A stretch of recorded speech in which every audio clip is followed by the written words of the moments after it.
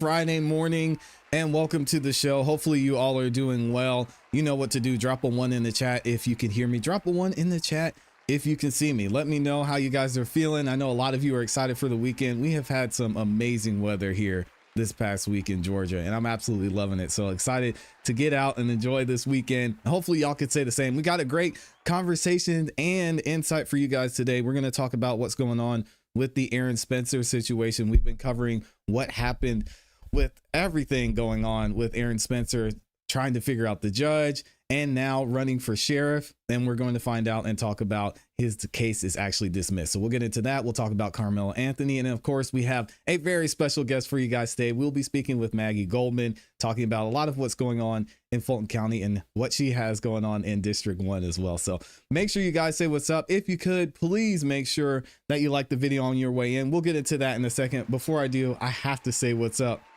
to the people who are in here, the amazing folks who make this place the amazing show that it is.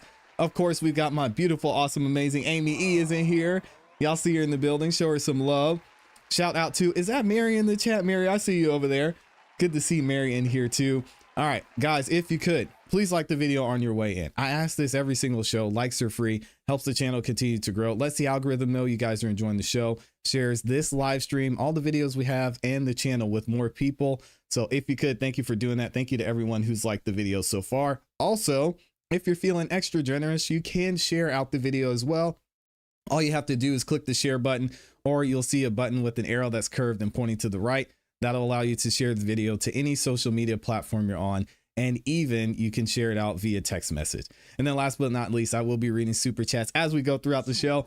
So if you want your voice to be heard, you can send in a super chat and I'll be reading those too. All right. Virginia Wiley is in here as well, dropping the 1 in the chat and saying happy Friday. I appreciate you, Virginia Wiley.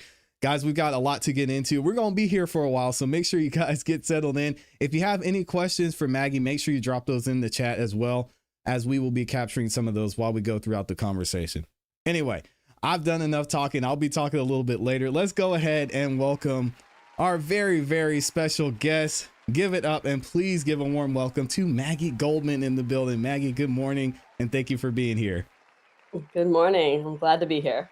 Awesome. Well, I wish I would have thought about it. I actually had this segment where we interviewed or reviewed, I should say, the last time you were at the Board of Commissioners meeting talking about the Fulton County Jail, so the people could remember who you are and how we came to see what you had going on specifically in District 1. But before we get into that, could you please just give the people an overview and just tell them who you are and what you have going on, especially there in District 1 here in Atlanta? Sure. So my name is Maggie Goldman, and I am a realtor in Johns Creek. And my husband actually works at Intuitive Surgical. They make the Da Vinci surgical robot. So Awesome. That's why we moved up here. Yeah, we used to live in Decatur and Boulevard Heights. And so we obviously moved up here to be closer to his company. And I have a degree in political science, and I've always wanted to run for office and serve the people. And when I moved up here, there were a lot more available seats than there are in the city. And, I thought about, as a realtor, I've been helping people appeal their property taxes, like their residential property taxes, for over, 10 years. I've been doing that, probably 800 people in the city. And when I looked at what to run for, I was like, well, the county commission supervises the tax commissioner's office. Yep. And I wanted to make it more accessible to the public and make the appeal process more accessible and explaining how the assessments are made, all of those things. So I decided to get into the commission race in 21 and ended up also learning a lot about how we administer elections and learning about homelessness issues and now about the jail. So there's a lot of things that I care about that the county does. And I've spent a lot of time in the last 5 years learning more about what the county does and how we can service. One of the main things that we do in North Fulton we don't do anywhere else is we provide water. Yeah. And I know there was something on the meeting yesterday about updating our water meters. Yeah. We really do need like a water meter system that is electronically tracks the water. So they're not the sexiest items, but they are important. Oh, absolutely. And that's the thing I like to say. Just because it's not sexy doesn't mean you shouldn't pay attention, because there's so many things like voting, as you mentioned, what's going on with our water here in Atlanta that people need to pay attention to. So It's great to hear that you're bringing awareness to those types of things as well. I wanted to ask you about just the area. Let people know where District 1 is in relation to Atlanta. Yes. Well, I'm quite a nerd with a map. Okay, so Awesome. I love it. um, everything east of 400, Okay. Lake Windward, Johns Creek, all of East Roswell, and the Sandy Springs Panhandle. It's all in District 1.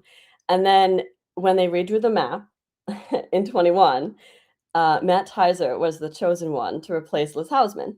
Okay. But he lives down by downtown Roswell. So they had to squeeze the district out to downtown Roswell in order to include Matt Tizer.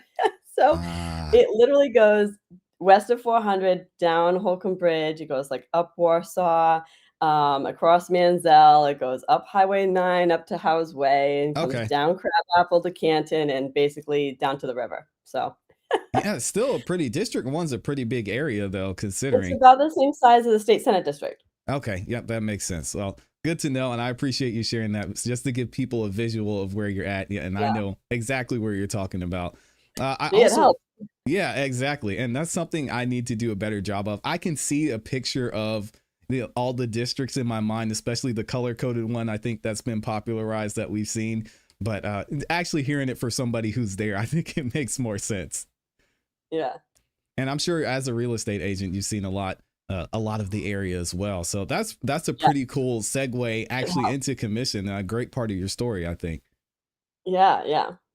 So when talking about commissioner, specifically in District 1, you've mentioned some of the things that you want to focus on when you get into that seat. Talk about some of the things you're seeing from the opposition that you think need to be focused on more, and specifically what your plans are to focus on once you take that position as commissioner.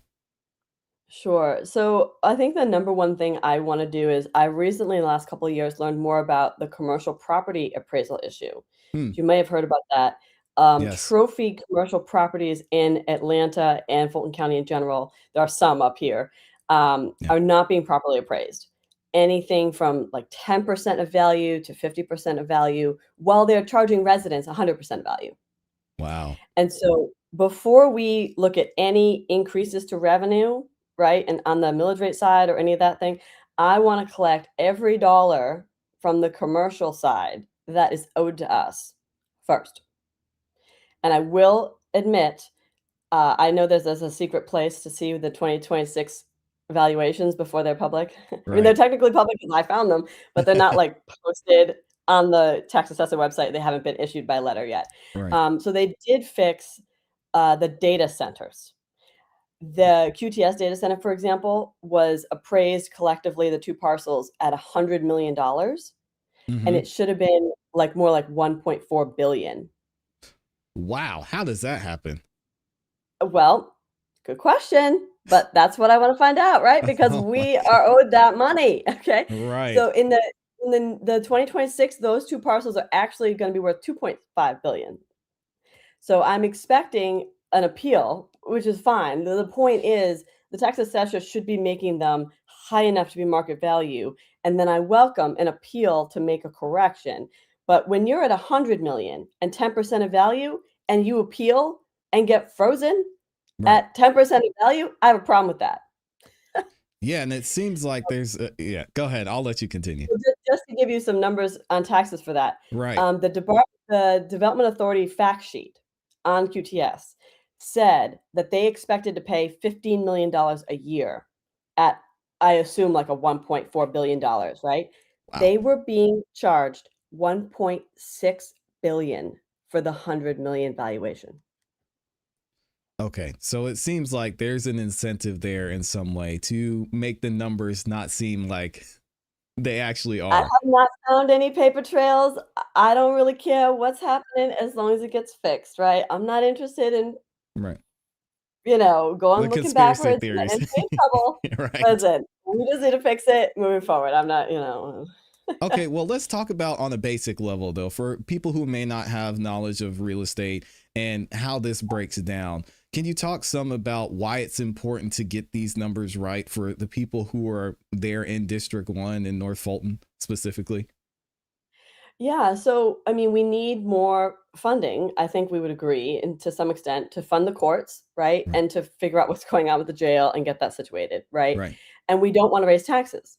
So I think the biggest complaint I hear in North Fulton is that they just feel like the money in Fulton County is being wasted, right? Mm, It's not being effectively used. right. And so to me, I think the answer to that is let's go collect all the money that is owed to us, right? That we're leaving on the table, and then figure out what's currently in the budget and where we can make the budget fit the things that we actually need to pay for. And Yeah. hopefully some of that money, I mean, it's estimated that there's 800 million every year in commercial taxes that's not being realized. I mean, that's enough money to figure out what we need to get done, right? We don't need to raise any taxes. We just need to collect the money that is owed. Right. Wow. So So where does it start? Where does it start? Because obviously you need someone in leadership that's willing to take those steps to audit the system. And this is a theme that we're seeing in Fulton County specifically. so I think what happened with the data centers is they were finally given some counsel on how to modernize assessing them, right? I Right. don't know the details, but it's something about a dollar amount per megawatt or Okay. something, right? So, but that's not how you assess any other property, right? So that's something they had to learn. Now, they learned it a little late. There's definitely a couple of years we could have been collecting that money, but whatever, it's done now, right? Yeah. But alternatively, so I met with the chief appraiser, Roderick Conley, early in the year to try to understand how they're doing commercial appraisal. And I think what it comes down to is that they are just using really inaccurate data. So they use this CoStar database. I think they rely on it too much. Mm, I mm, spoke to a company that actually does commercial appraisal, like professionally for a job, right. and they said that they use CoStar as like a reference, but not not for their whole data set. They might go and say, okay, a sale has been recorded. Let me go do my own research to Right. validate what actually happened. And so I think the county is just using a very outdated model, and they just haven't updated it to something that's gonna be effective. And I basically stopped worrying about it at that point because I was like, "Until I get in there, I don't know that I'm gonna be able to get them to get that, Right. but at least I know what I think the problem is." Yeah, it's just interesting to see in a lot of these cases, there's just so much money. I mean, you're talking about hundreds of millions of dollars that are just falling through the cracks, allegedly. And it's all because we don't want to find out where the money is going or why we're not receiving certain funds that are actually supposed to be Well, applied. right, and you're asking, like, how does that affect District 1? I mean, Yeah. the county's number 1 job, our first job is to collect the money Mm-hmm. Right. appropriately. I mean, I literally have spent the last 10 years helping residential taxpayers correct too high assessments. Wow. No one can say, "I'm trying to raise our taxes." I just wanna collect what is owed to us. And that should be I mean, we should put all of our money into the tax assessor's office to get it right. Yeah. And that would come back two tenfold. Yeah, and again, not the sexiest thing in the world, but if people are Yeah, interested and invested in their community, it seems like it'd be something that you'd want to pay attention to, especially when it comes to how that affects the and people and it their could homes. help with all the TAD debate, right? It's like, Exactly. let's just get all the money in that we're owed and then see what's left for needs. That's really the way I'd like to look at it. Yeah, and it's interesting. One thing I wanted to ask about these appraisals, something for someone who's not super heavily into real estate. Where's Yeah. the breakdown at in that process? Other than obviously you mentioned the data, where's the breakdown at in that process to where you're just seeing such a major discrepancy from what the actual appraisal should be to what they put in initially? Well, so I'll give you some residential examples because that's probably gonna help more for regular folks. Yeah. So the reason there's even an appeal process, right, is because they do for residential, there's like a mass appraisal process. It's basically a big calculator, and it just throws in like your square footage and like how old your property is and what the effective age is. So if you have like a 1970s property that's been updated, your effective age might be 2000, but your Right. built age is 1970, right?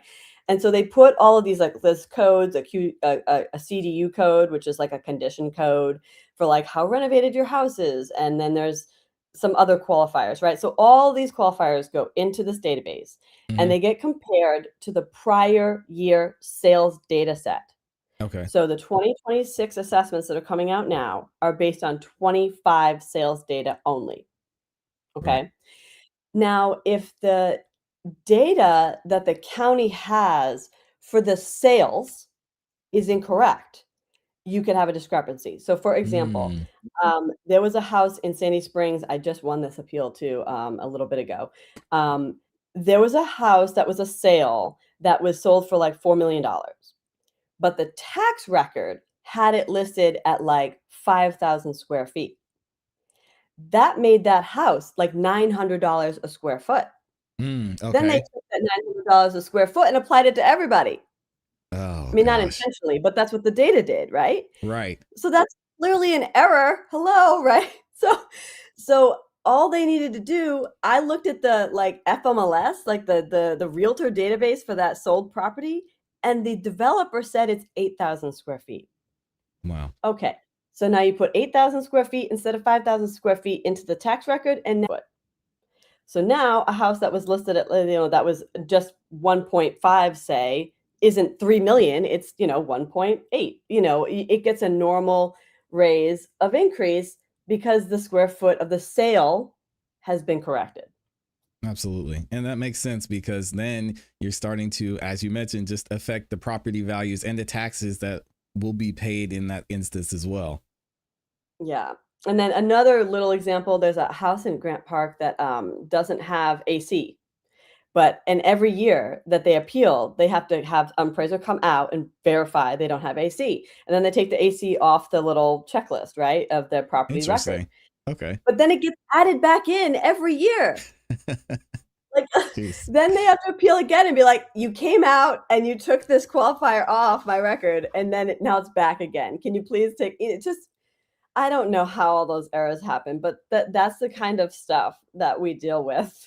Yeah, I can imagine. And I mean, especially as a real estate agent, I'm sure you've seen the frustration from people who are trying to buy and sell homes in that case, just going through this long process because the appraisals come out wrong on the other end.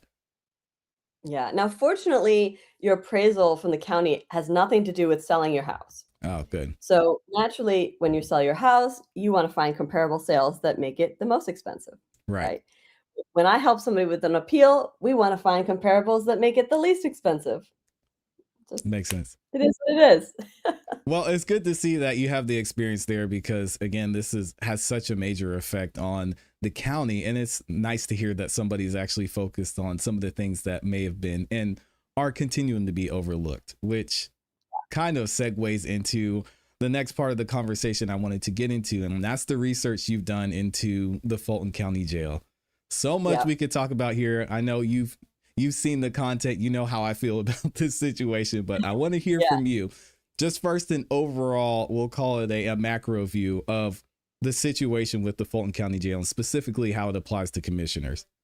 Right. Well, so I was going to sort of recap the clip you didn't pick up because I was Yes. trying to think of how I transitioned into learning about this, right? Yes. Because I'll admit, in 21, I didn't find the time to get into this issue, as Right. I assume most people feel like it's just so overwhelming, you don't even know where to start, you It know? is. Yeah. Um, Commissioner Thorne mentioned during the budget process that we're allocating all of this money for staffing at the jail. So where are all the staff? Yeah. Like, where are all the people? Hmm. And I'm like, that's a good question. Where are they? Right?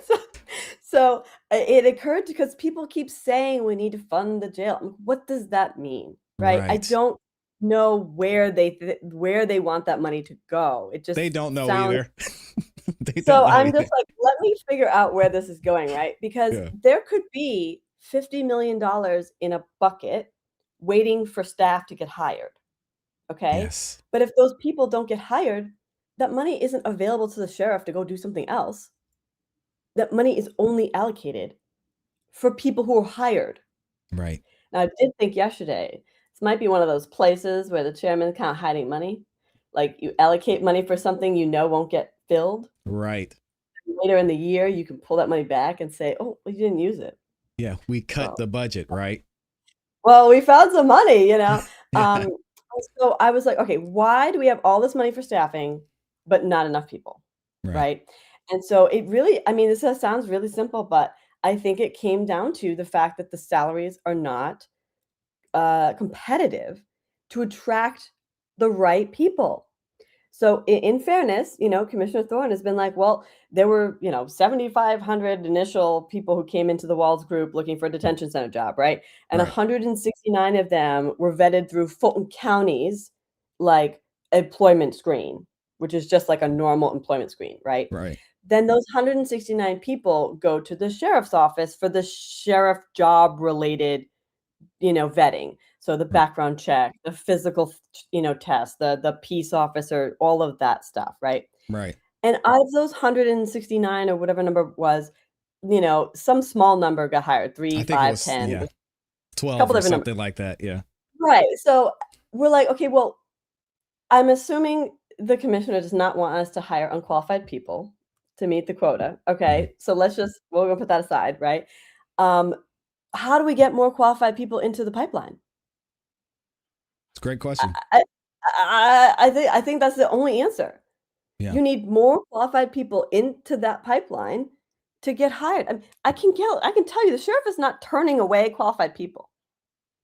Can you imagine that? That doesn't make sense. He needs 200 more people there at least. Right. He's not turning away qualified people, right? So the only way I can think of to get more qualified people into that pipeline is to increase the salary. And I don't even have to tell you what it is, like this retention plan that I sent you, Yep. right? Hmm. I this proves the sheriff does not set that starting salary, right? Here's the job description, right, from Fulton County. It's a Fulton County job description. It says $54,000 on it. The 60 is what he wants it to be, right? Yeah. If the sheriff set this salary, he wouldn't need to send us a retention plan asking for it to be $60,000. Right. It would just say $60,000, right? Yes. True. Yeah. Am I wrong? No, you're right. So It should be I mean, that simple. I'm not like defending the sheriff on any other things, right? I mean, there's a Right. whole bunch of other stuff on. I don't know anything about any of that stuff, right? All I know is he needs more people, and he's not getting the help from the commissioners to get that done. So what I talked about today during public comment, last week, Wednesday, I don't know if you saw that. Yes. Hmm. Um, so I got the SOP, right? The standard operating procedures for hiring at the sheriff's office to verify who sets the salary. Tried to anyway. And it looks like it's the human resources officer, the chief human resources officer at Fulton County, like writes the job description. So until someone tells me otherwise, he sets the salary. Okay. Right. I like it. Yeah. Um, and so that person is supervised, Kenneth Herman. He's supervised by the chief financial officer, Sharon Whitmore, Okay. who's supervised by Dick Anderson, county manager, which leads back up to the board of commissioners. So if I'm a commissioner, I would say I'm responsible for the fact that that salary is not correct through the county manager, through the chief financial officer. I mean, the county board of commissioners has oversight over that line of employment, the supervision. So I want to give a little, I hear what you're saying, and I agree with all the points that you're making. I do want to give a little pushback and ask your insight on this, because we've had several people who have worked in Fulton County, people who have been in charge and involved in management in Fulton County. And it seems like one of the major issues that people are maybe not taking the positions or being turned away is because they just don't want to work there in general. But I'm hearing from you that you're maybe seeing or hearing that it's because they're unqualified. So I'm trying to look through the information and say, okay, well, which one is it? Is it people don't want to work there and they don't have enough money, or the salary's too low, or do they not want to work there and they're unqualified? So without having, a direct knowledge of this problem, right? I'm just going to assume what I can from outside, right? Yeah. I'm sure it's a little of both, right? Yeah. But the conditions are not going to improve without more people. That's Okay. true. Yeah. So, I mean, you've been to the jail, I assume, right? You've taken a tour? Yes. Well, I haven't Yeah, taken okay. a tour, but yeah, I've been to the jail. Yes. Okay. So when I went for a tour a couple of months ago, Yeah. right? I went to one of those tower units, right, that has, Mhm. like, 6 pods, right, where the Right. people live, and there's, like, a rec room, and then there's, like, a tower where the security is, Right. right? So just a layman's point of view, I'm thinking I was told we're supposed to have 2 people in a tower. Supposed to be 1 person at the computer and 1 person, like, walking around looking at everybody, right? Right. And then let's assume that each pod should have 1 person, a detention officer, right? Somebody to supervise each room. That would make sense, right? And then probably somebody to supervise that rec room. Right. I hear they can't use the rec room because they don't have enough staffing. Like, let's not even I'm not even talking about the fact that these people have literally nothing to do at the jail but stand around. I'm not Right. even going there. It's But crazy. part of that is staffing, right? Part of that is staffing. So let's assume you need 6 people, 1 person in each of the pods. Let's say you need 1 person just roaming the pods, right? To give somebody a bathroom break or something, right? So Right. I count 8 people that I think should be on the floor with the detention, with the inmates, and 2 people in the tower. How many people do you think I saw when I went to visit? Probably 2. 2. Yeah. 2 of 10. So, yes, the conditions are really tough. If you got hired and realized that you're not gonna have enough support on the floor with you, and you think that, like, it's kind of a chicken and egg problem, right? Right. Yes, I'm sure the conditions are not favorable when there isn't enough staffing. But how do you fix that except get more staff? It's Right. not gonna be the environment itself is not going to improve, at least in terms of having support on the ground, if we don't get more people in there. Yeah. I would This be is in why I feel like everything goes back to the staffing problem. Oh, absolutely. I agree 1,000%. And obviously, So, there's something. and this one other perspective I'll give you from a real estate, perspective, right? This Yeah. is kind of an opposite example, but I think you'll get it. Yeah. If I'm trying to sell a house, right? And I want top value, but it's crappy inside, needs to be renovated, it's in a bad location, but my seller wants top dollar. Okay, kind of like getting a cheap detention officer, right? You want to get everything you can for cheap, right? Right. All right, I'll list it. I'll list it at that value, but I'm going to give you 2 weeks, and if it doesn't sell at that, we're reducing the price. Because everything in real estate is about price, right? You have to match the Hmm. conditions, price. And so if you have a crappy house, you need to lower that price so that someone will buy it. If you have a crappy job, right?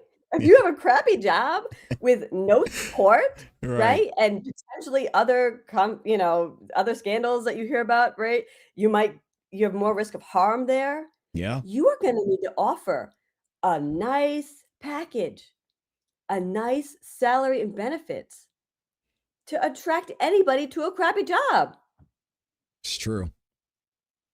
So those are my answers. The job conditions will improve if we can significantly increase the support in the job itself by having more people there. And if you have a crappy job, you need to increase the salary and the benefits to make it worth going there. And neither of those 2 things are being done. Yeah, and that's the thing I keep getting stuck on too. I know I love to give heat to the sheriff's department, to the board of commissioners, but talking about why it is such a crappy job.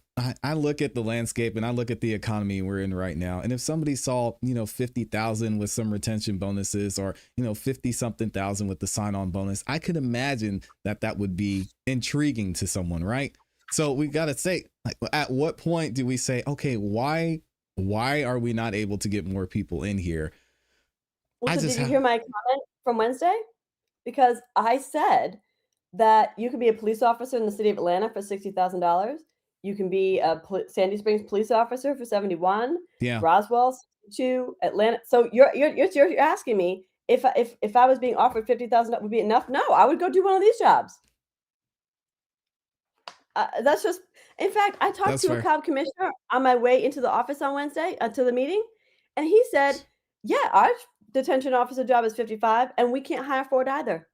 Because Mm, everybody goes to the police department instead. I don't know if $60,000 will be enough, but it's worth trying to be competitive with these other jobs. I mean, for $60,000, I would still go be a police officer in Roswell before I would be a detention officer at the jail, but you can try. I mean, we have to start increasing the salary and see what helps. When I'm trying to sell a house, I got to keep reducing it. Oh, that one didn't work. Got to keep going down. That one didn't work. You just got to keep increasing it until you actually get some qualified people in the door. Yeah, and that's a fair perspective. I mean, again, going to the real estate analogy, if you're comparing and you're looking around and shopping around, you're saying, hey, this is a better deal over here, and I don't have to deal with the crappy house. Why go to the crappy house? It makes sense. And I mean, nobody wants to pay for a jail, right? But we are legally required to have one, and we are legally obligated to make sure the people in it stay alive. Yeah. And don't have their limbs cut off. Yeah. So while we may not want to have to pay for a jail, we are legally required to do so, and we need to do it as efficiently as possible. So is there any room in what's going on with this $1.3 billion budget for the renovations for the sheriff to maybe be able to do more and offer more? Because I know he said he wants another, 600 million, I think it was, that he was asking for, or something like that, a part of these renovations.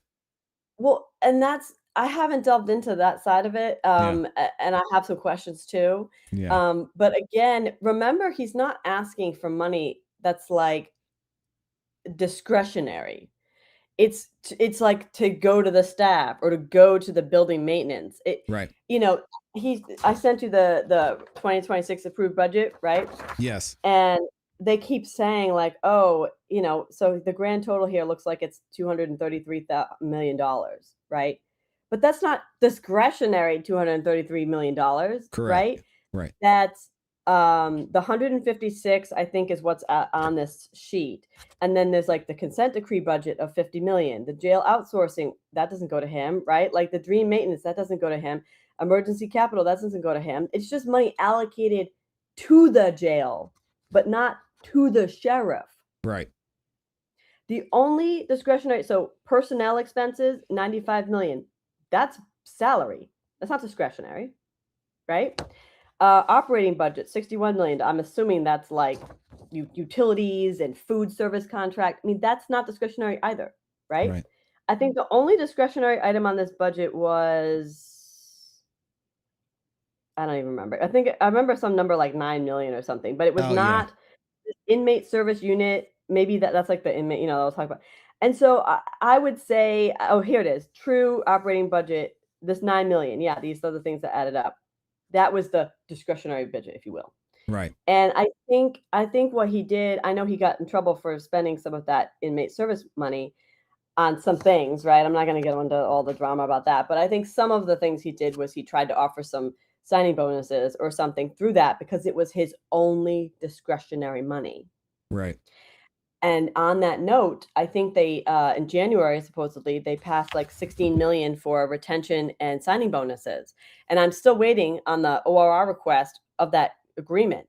But from my understanding, you can't even get the signing bonus is contingent on you agreeing to work for 3 years. Yes, exactly. Okay? I mean, and you can't get promoted. Yeah, that sounds You crazy. have to stay at the jail.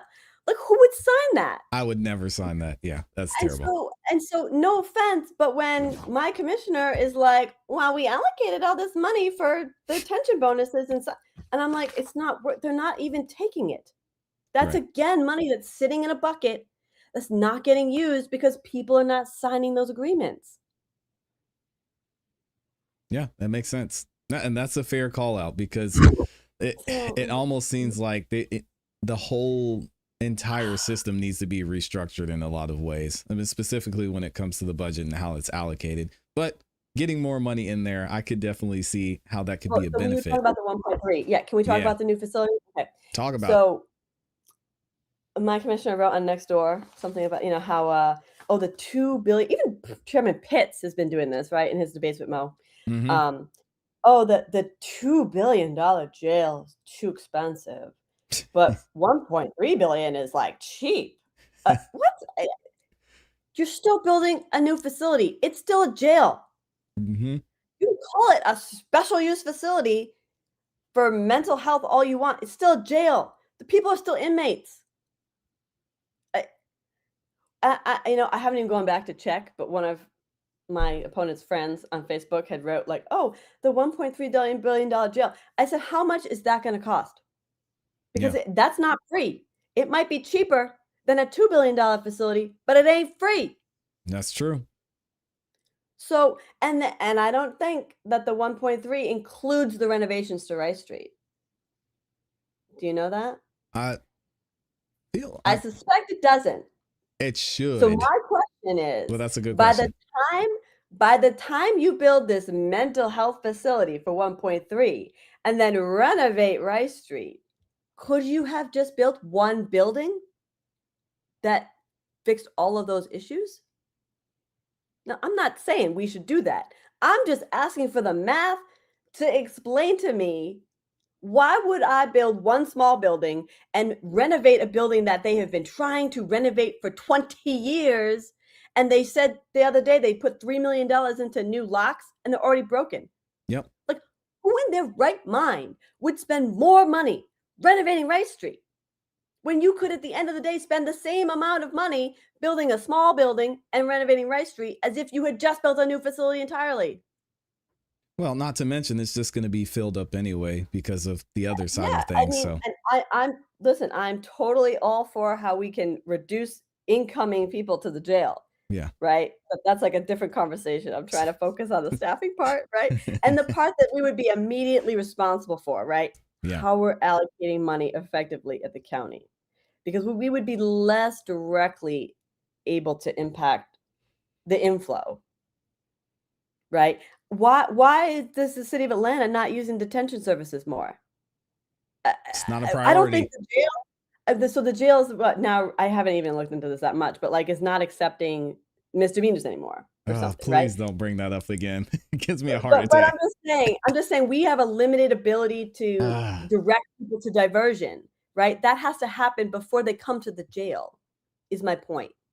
We cannot direct people to diversion after they've been arrested. They have to get diverted before they come to the jail. gosh. So I feel like we're less tangibly able to fix that part because we're on the other end of it. Yeah, City of Atlanta police has to do more to use diversion. yeah, I agree. And we could, I remember 3 or 4 years ago when they first started bringing up the jail study, Marvin Arrington was like, if we're going to spend all this money on a jail, why can't we spend half of that money on social services that would help keep people from going to the jail in the first place? Right. Absolutely. I'm all about, I was the chair of the Fulton County Continuum of Care Board, where we manage the HUD funding for homeless. And I can tell you, outside of Atlanta, in North and South Fulton, our homeless services are essentially a referral list, like a literal list, like oh, Yes. give us your intake, tell us all the stuff about you so we can say we added you to our database. And Right. then here's like a long list of things you can go and try. And if you follow up with us, we'll keep helping you. But there's no case management to directly follow up with these clients to ensure they're getting help.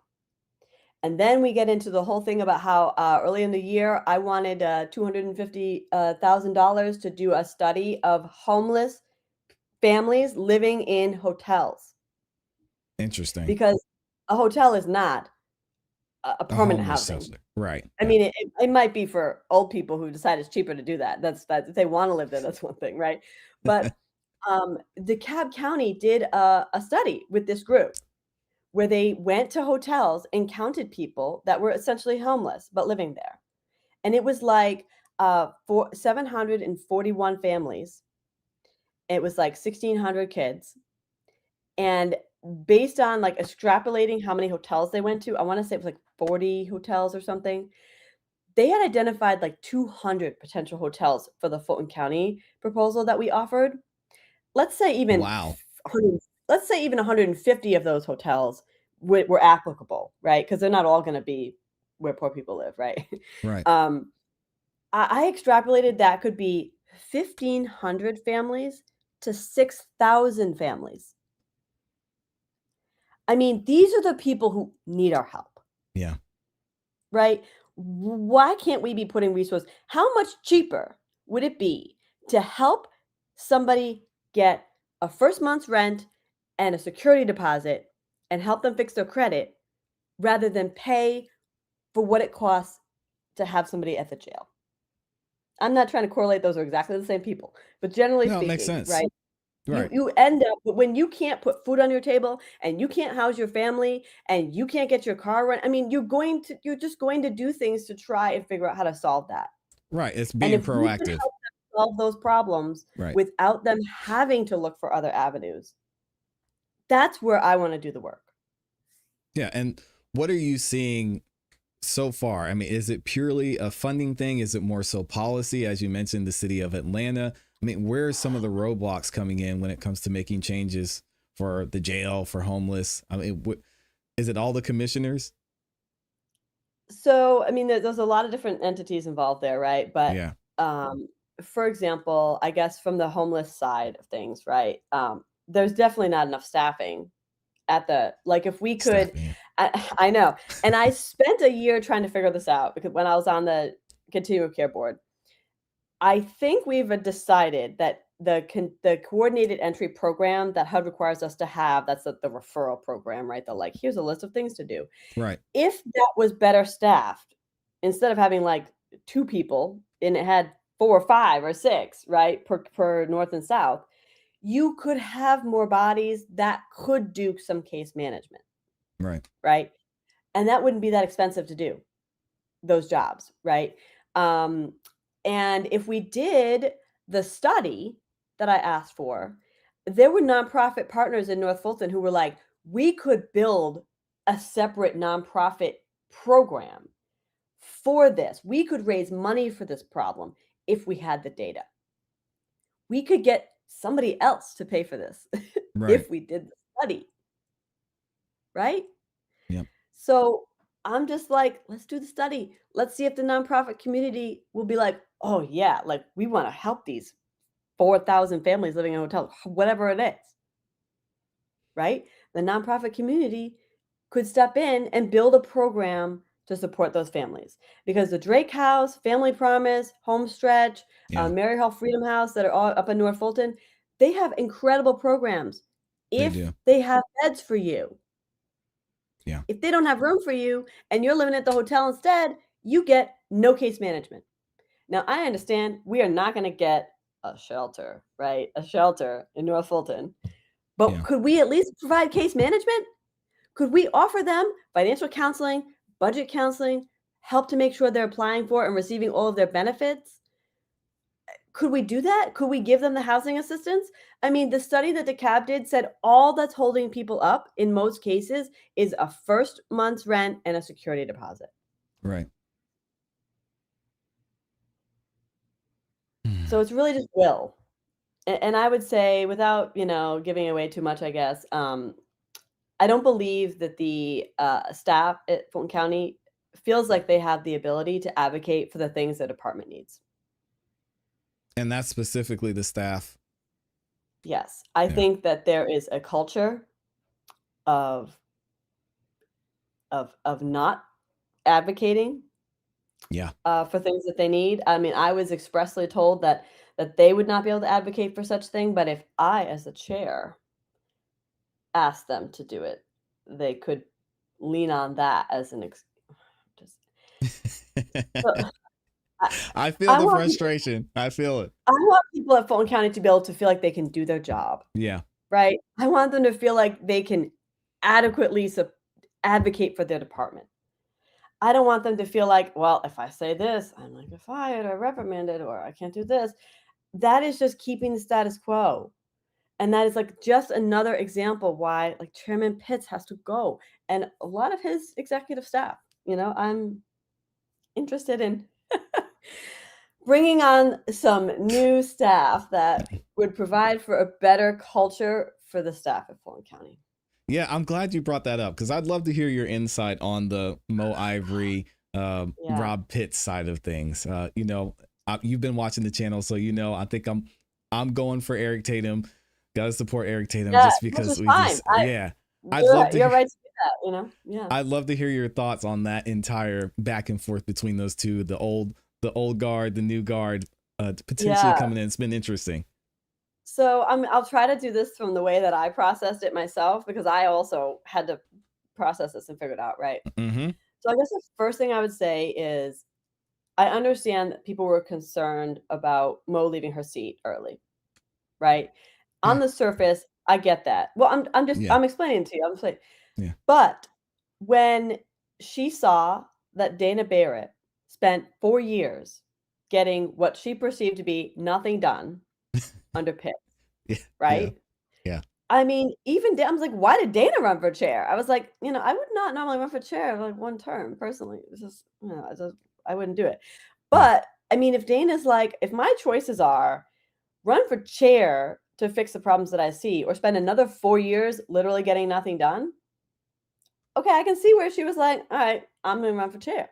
Right. And so when Mo says, okay, like I just learned about this commercial appraisal property issue like in the last year, right? Yeah. If you told me, oh, you're not going to be able to fix that under Rob Pitts, you're just going to have to wait 4 years for somebody else to come along.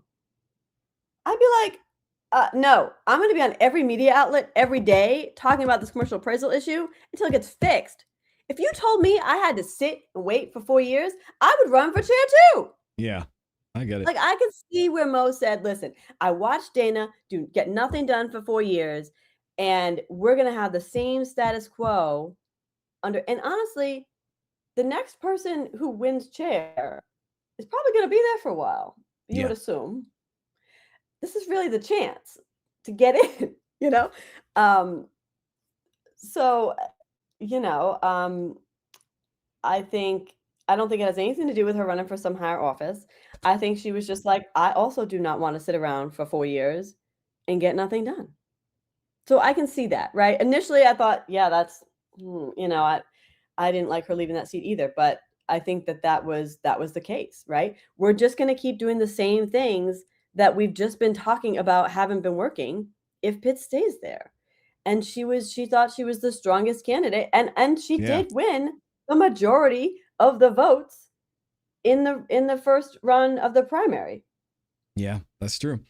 It's this one has been a tough one for me to pick a side on when it comes to those two, because as you mentioned, there's so much we could say about each one, and I'm glad you gave your thoughts on that because it does give a good perspective on Mo's incentive to run for chair. It'll be interesting to see how this plays out. And as me, right? Like, I'm running essentially against Rob Pitts and Bridget at this point, right? Right. So it's like, how many things haven't gotten fixed? Like, I'm telling you right now, Rob Pitts could fix that salary problem. Rob Pitts runs the budget. Rob Pitts runs the county. He just tells people what to do, and they do it. If Rob Pitts wanted this job description to say $60,000, it would be done tomorrow. Right.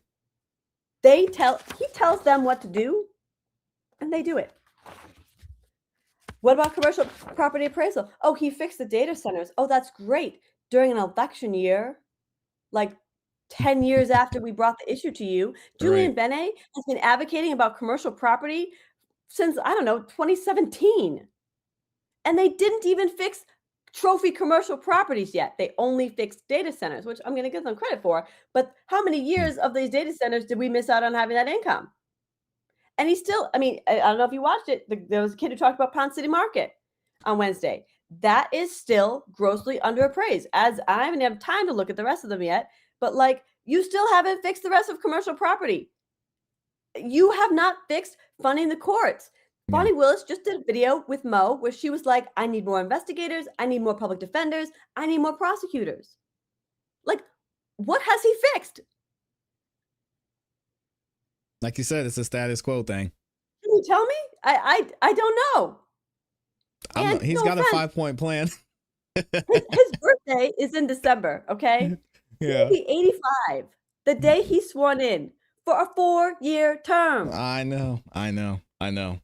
That alone, that's all I have to say at the door when I'm canvassing. I'm just like, you want an 89-year-old commissioner? I don't know. I I just, love it. so Your passion about this is inspiring. I think it's going to be good for people to see this because it is frustrating as someone who's been in Fulton County for a very long time to see that we're making decisions between the unknown and the status quo. And it's tough. It's tough to have that conversation and to look at what's going to happen moving forward, because there are so many aspects to this specifically when it comes to the budget. So it'll be interesting to see how that plays out. But I know I've kept you for a long time, and I appreciate your show. You need to talk about some other things. I appreciate you, Maggie. This has been a great conversation. We got to have you back.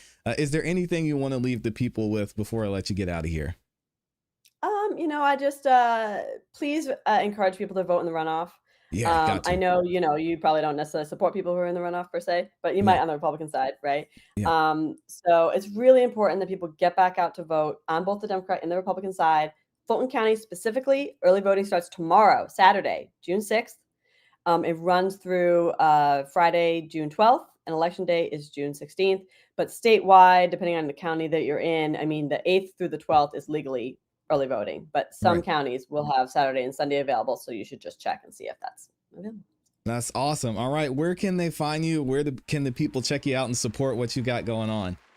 Yeah. So most of my socials are all just Maggie, the number 4 Fulton. So Maggie, the number 4 Fulton. And my website is maggieforfulton.com. And yes, I will focus on my race starting after the runoff. Okay. But the chair is so important, right? I mean, is. I need a chair that I think I've been telling people, if you want me to be successful when I get there, I need Mo Ivory as chair. Because if it's Rob Pitts, I'm going to have to be working around him. It is going to be more effective for me to have Mo Ivory. And for the runoff, I need a good top of the ticket, right? To help me win. Because in 22, the Democrats did not perform very well compared to 18. Okay, I'm not going to get into that, but the top of the ticket did not do as well as we would have hoped, right? And if I had 18 turnout in 22, I would have won that seat. I only lost by 394 votes out of 72,410. It was a quarter of a point. Yeah. So this is why I care about the runoff, because I care about what the ticket looks like, because that will impact my race. And I care about who the county chair is going to be, because that will impact my race and the county commission makeup when I get there. All right. There it is. Y'all go support. Go check out Maggie4Fulton.com. Show her some love, Maggie. Thank you for your time today. We definitely got to get you back once this runoff's over and see what changes are going to happen. To come back anytime. Thank you so much. You have a great rest of your day.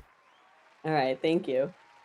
All right, y'all give it up. Maggie Goldman in the building. Great conversation, man. I love being able to have so many different perspectives. And wow, Maggie has a wealth of knowledge and experience when it comes to what's going on, boots on the ground, how we're affected by everything that's covered by the Board of Commissioners and commissioners in general. So give her another round of applause. Thank you for stopping by, Maggie. That was awesome.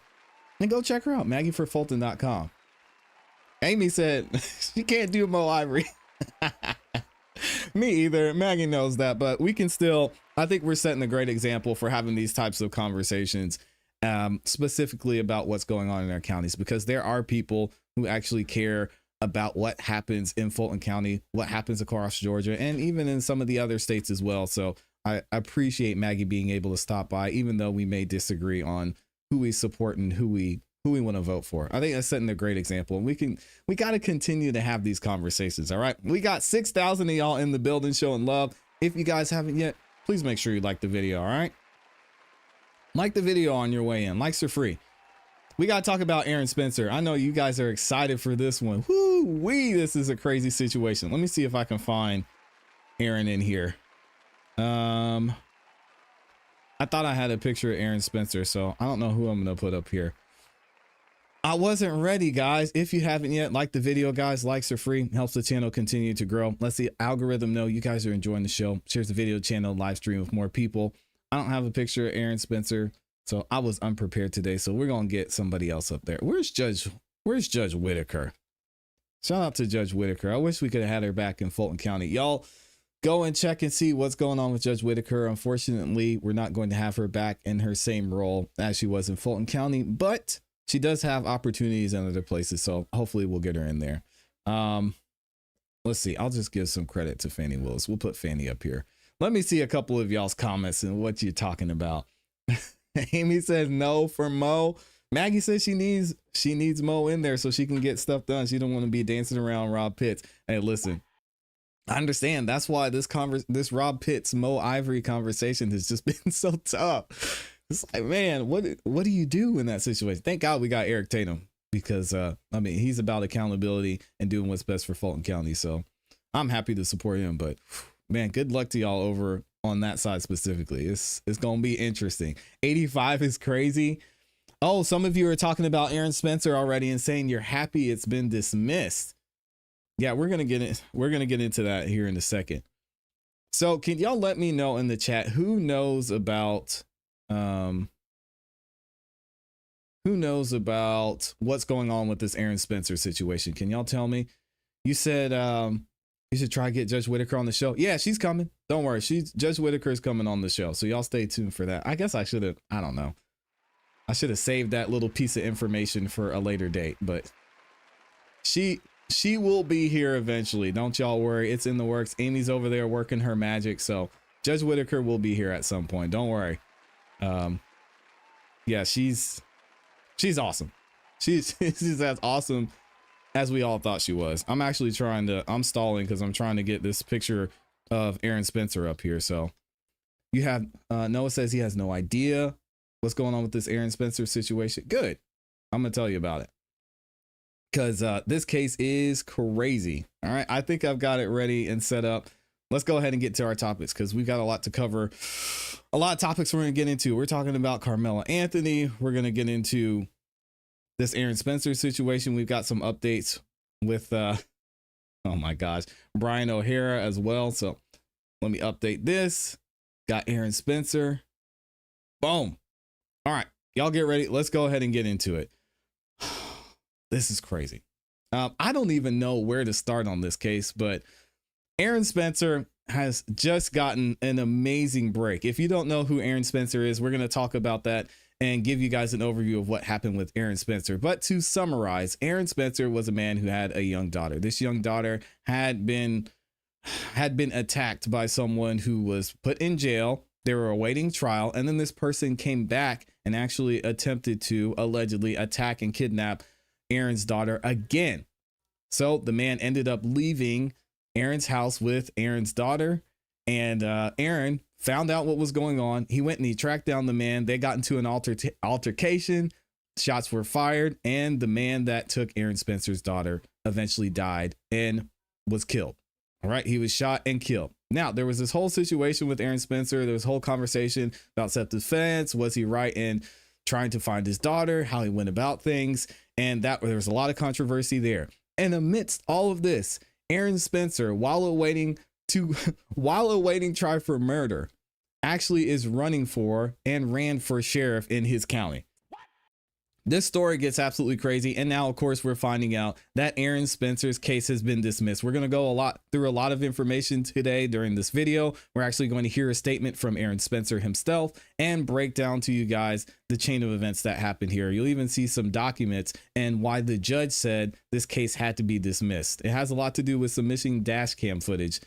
This story is crazy. Check this out from the news there in Texas. We start with breaking news out of Lonoke County. The case against the man who's running for sheriff while being accused of murder has been dismissed by a judge. It's Crazy. Because of apparently mishandled evidence. To catch you up, Aaron Spencer has been facing murder charges after he shot and killed a man accused of abusing his daughter back in 2024.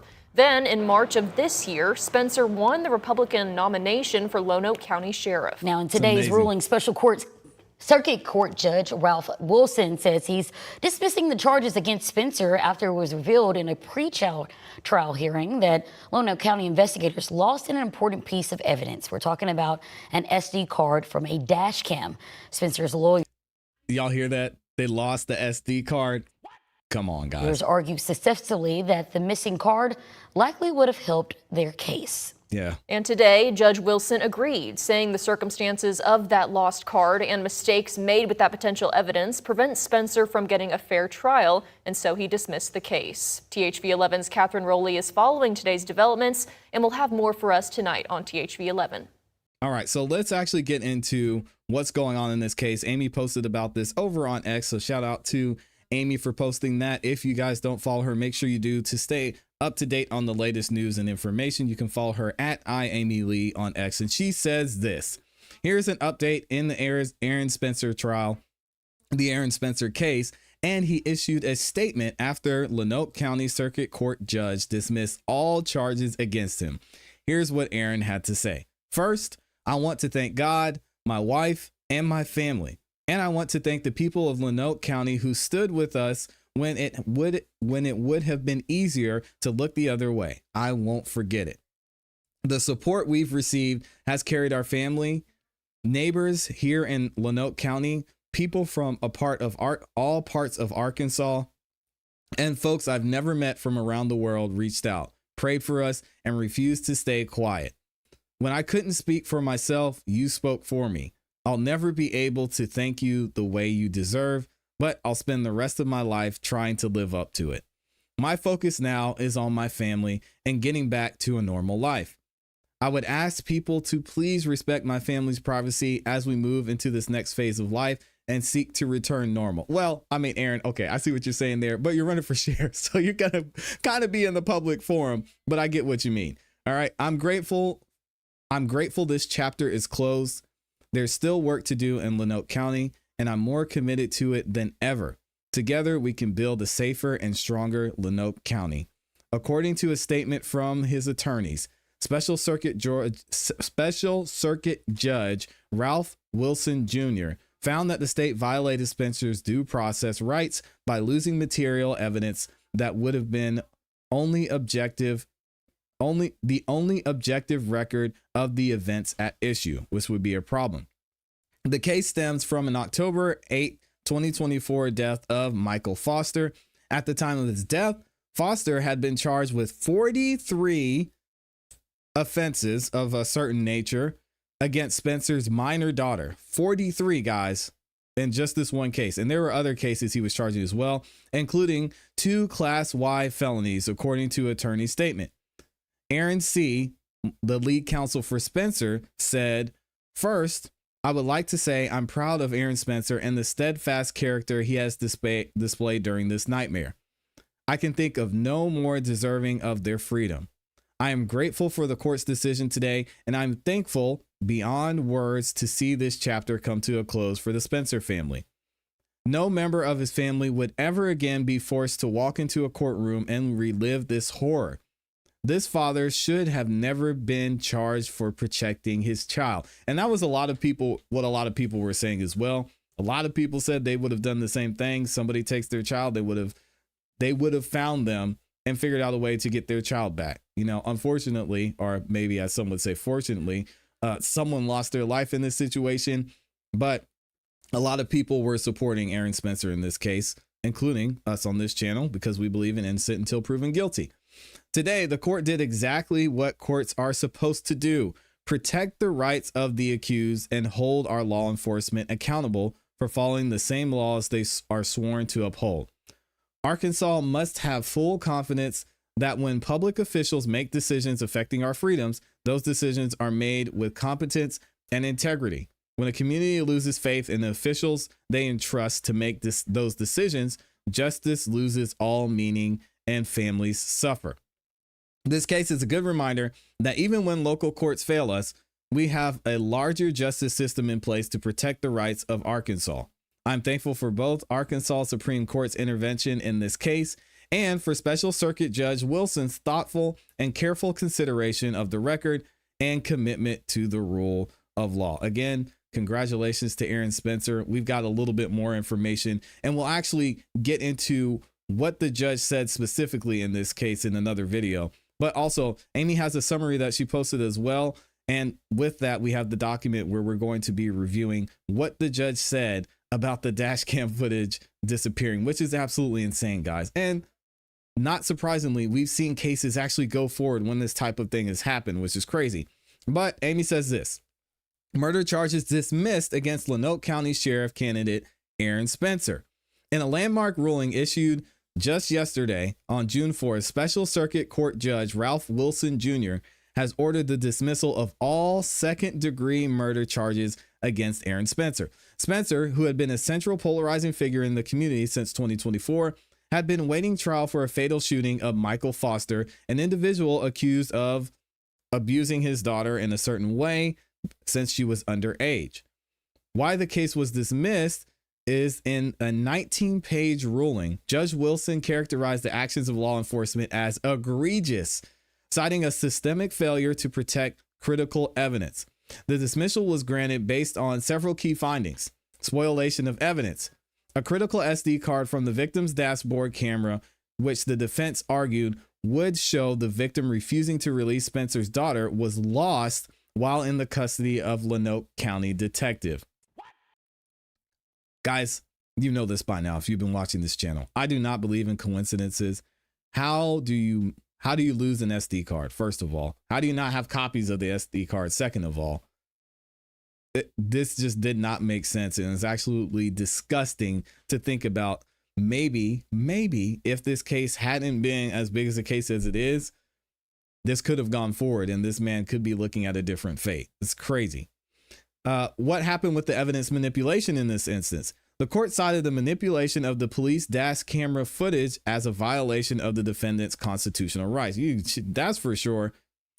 The due process violations. Judge Wilson acknowledged that dismissal is an extraordinary and extreme remedy, but concluded that the totality of the circumstances made a fair trial impossible, necessitating the dismissal to uphold the integrity of the judicial process. All right. So now we're going to talk about later what's going to happen with Aaron Spencer moving forward, how this is going to impact his race for sheriff. And then we'll actually get into the document showing what the judge had to say and the breakdown of what happened in this instance. Let me know what you guys think about this in the comments in the chat.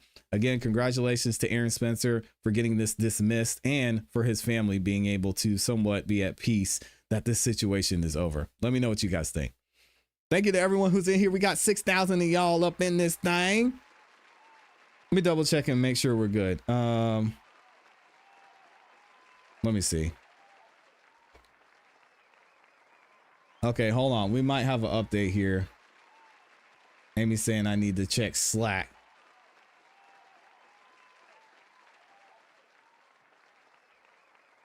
Okay, all right. I see what we're talking about. We're going to actually get into Carmela Anthony next. So thank you to Amy for sending this over. Let me see. So thank you, Amy, for sending that.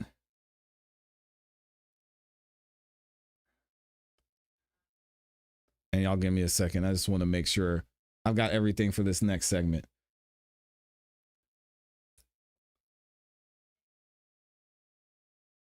Let's see. We've got which law enforcement agency lost the video? It was hopefully I answered that for y'all. It was Lonoke County. The local law enforcement lost it. We've seen this happen before. We've seen watches disappear, $100,000 watches disappear. Y'all remember that? Talking about Young Thug.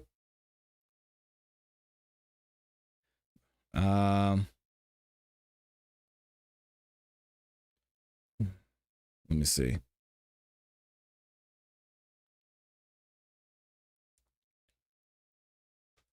Police or sheriff? Let me see here. Police or sheriff? Oh, I see. You're saying who exactly lost it. Okay, we'll get into that. Actually, we're going to go through the document here.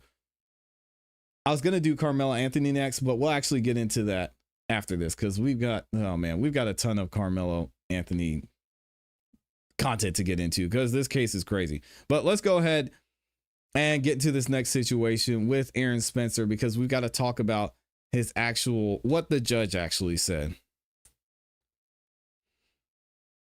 So we'll get into this here. All right, I've got it pulled up. I've got the document for y'all, and we're going to break it down. So now that Aaron Spencer's case has been dismissed, there's been a lot of speculation as to what the judge's thoughts were behind dismissing this. Obviously, there was just a major lapse in judgment and lapse in chain of custody by whoever lost this dash cam footage. But the judge is not happy about this situation, called it egregious, and we're going to get into the information on what the judge said and pull up the specific document that has the judge word for word breaking down why this case got dismissed. Now, again, if you're unfamiliar with what happened with Aaron Spencer, he was actually facing murder charges for finding his daughter, and the person that took his daughter was someone who had been charged for abusing his daughter in the past. Aaron Spencer got into an altercation with that man, allegedly Michael Foster, and ended up having to shoot and kill Michael Foster as a result of this. Now, the video that was lost, according to the defense team, was video that was actually going to show that Michael Foster, the man who took Aaron Spencer's daughter, was actually refusing to give Aaron Spencer his daughter back. He was refusing to cooperate and was essentially holding his daughter hostage. So now we're going to actually talk about Aaron Spencer and what his life is going to look like moving forward now that this case is dismissed. And then I'll show you guys the document on where the judge made that decision. Check this out. So this ruling carries significant political weight. Aaron Spencer, who won the Republican primary for Lonoke County Sheriff in March of 2026, was facing a charge that would have disqualified him from office upon conviction, not to mention the fact that he'd be in jail for a long time. But either way, yeah, his sheriff office run would be over. Obviously, with the charges now dismissed, Spencer is cleared to proceed as the official Republican nominee in November general election, where he will face Democratic candidate Brian Mitchell Sr. Aaron's going to win that. I think everybody's going to vote for this guy. The case gained national attention almost immediately, sparking fierce debates over parental rights, vigilantism.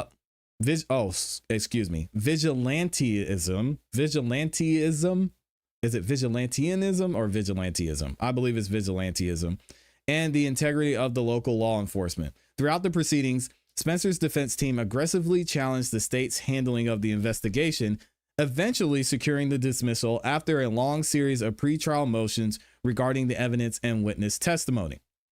The original presiding judge in the Aaron Spencer case, Judge Barbara Elmore, was effectively removed from the case by the Arkansas Supreme Court following concerns regarding her conduct and impartiality. This man has been fighting for his life for real.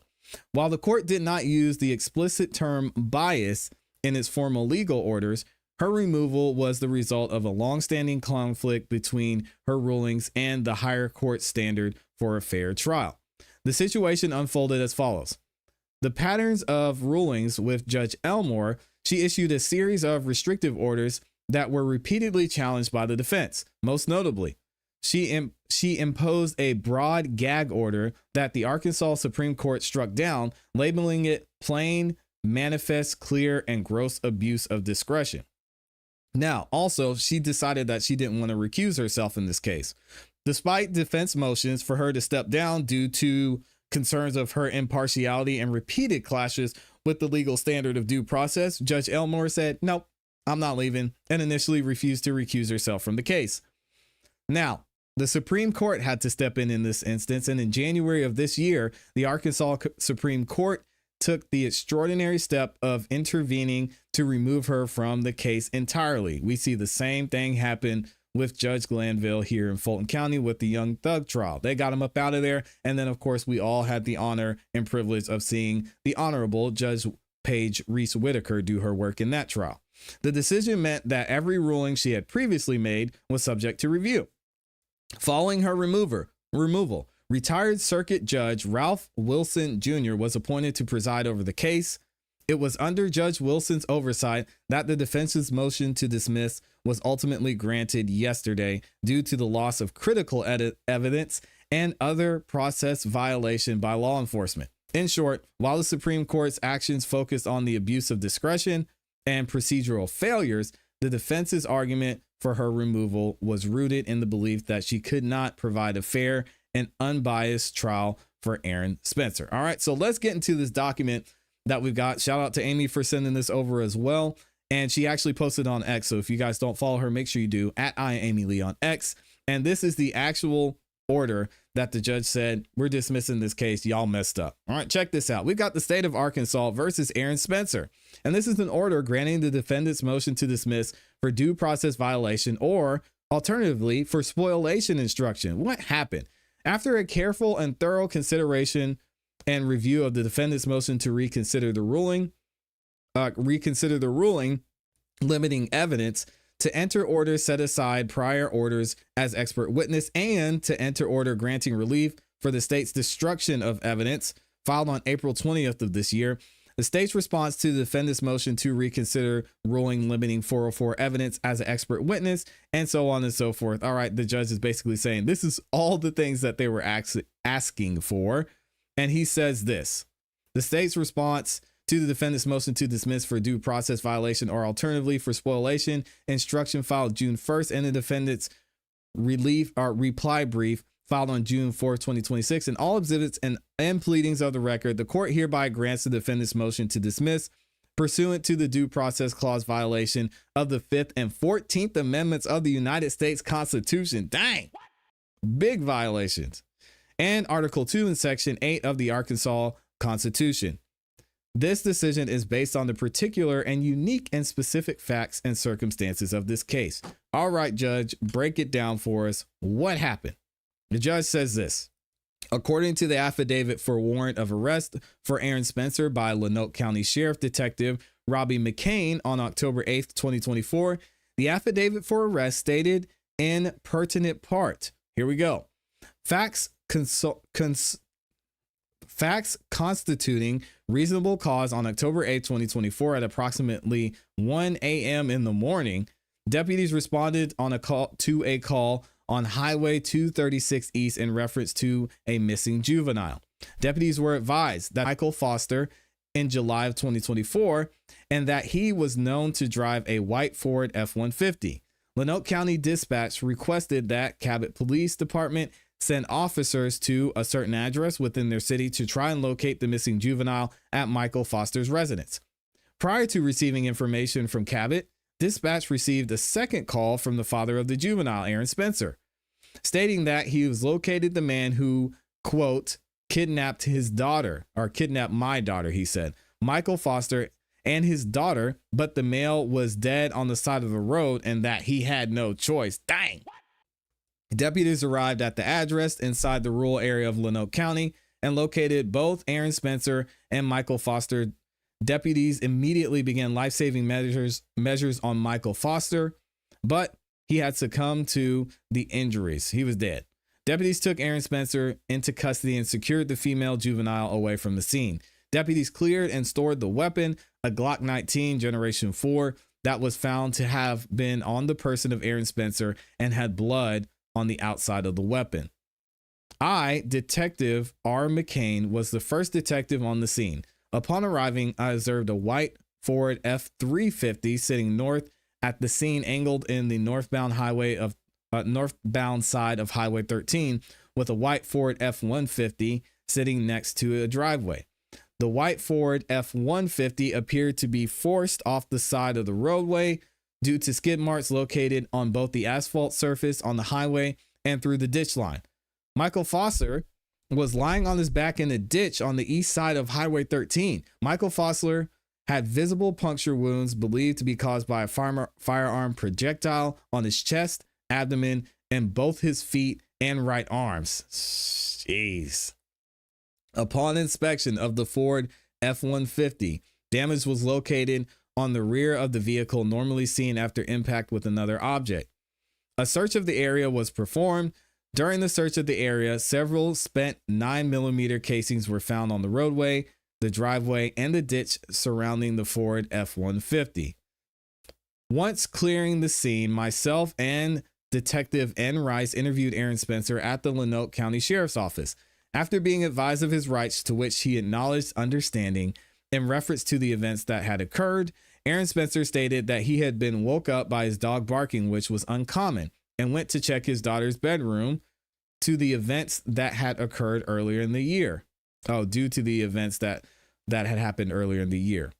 Aaron Spencer further explained that he looked closer as he thought that his daughter was in bed, but then he realized that it was actually a stuffed animal with his daughter's hoodie on it.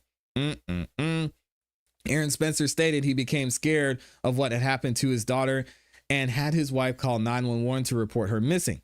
Aaron Spencer then stated that he left his residence and began to search for Michael Foster and his daughter. Aaron stated that when he arrived at the intersection of Highway 236 East and Highway 31 North, he observed the white Ford F-150 belonging to Michael Fossler turn off of Highway 31 and onto Highway 236 East, heading toward his residence. Aaron Spencer then stated that he was in fear of his daughter's life and continued to pursue Michael Fossler east on Highway 236. Aaron Spencer explained that when he arrived at the intersection of Highway 236 East and Highway 13 North, he hit Michael Fossler's vehicle in the rear, causing it to slide off the roadway. He did a pit maneuver. Aaron Spencer then stated he exited the vehicle with the firearm in hand and ordered Michael Fossler out of his vehicle and to lay down in the ditch. Aaron Spencer stated he observed his daughter trying to exit the passenger side of the vehicle, but it appeared that Michael Fossler had grabbed her and stopped her from getting out. Aaron Spencer then stated that Michael Fossler then lunged toward him saying, "F you." Aaron Spencer stated that he then opened fire on Michael Fossler, emptying his weapon before jumping on top of him and pistol whipping him. The blood on the gun. That's where that came from. Aaron Spencer then stated he got his daughter out of the vehicle and returned to his truck, where he reloaded his weapon and called 911. All right, so then the judge goes through all the legal parts of this here, what the breakdown was, what happened, the collection of evidence, which is interesting because, again, how this got lost is crazy. But let's actually go to this part and talk about the evidence real quick, just real quick for you guys. So as for the SD memory card, the judge says, found within the dash camera, or within, I think he meant to say the dash camera, Detective McCain stated that his affidavit of December 2nd of 2025, that he noticed that the dash camera had a micro SD card inserted into it. Detective McCain removed the micro SD card, here goes the chain of custody, out of the dash camera and placed it into an adapter for a regular size SD card into the card reader and opened it on his computer. He said he viewed the video of 15 minutes and a fourth of the video less than 15 minutes. He further stated that he placed the micro SD card back into the dash camera and placed it back into the original manila envelope. Well, apparently not. That is controverted by expert witness for purpose of the pretrial hearing on December 17th through 18th of 2025, Brandon Purchase. According to Jason Stacey's, hopefully I said that right, affidavit, Detective McCain and Lieutenant G, CID head LCSO, stated that LCSO's standard practice is not to manipulate electronic devices or check for SD cards before sending the devices to the Attorney General's forensic unit. So again, the police officer overstepped, the detective overstepped. He went and he looked at the SD card. Shouldn't have done that.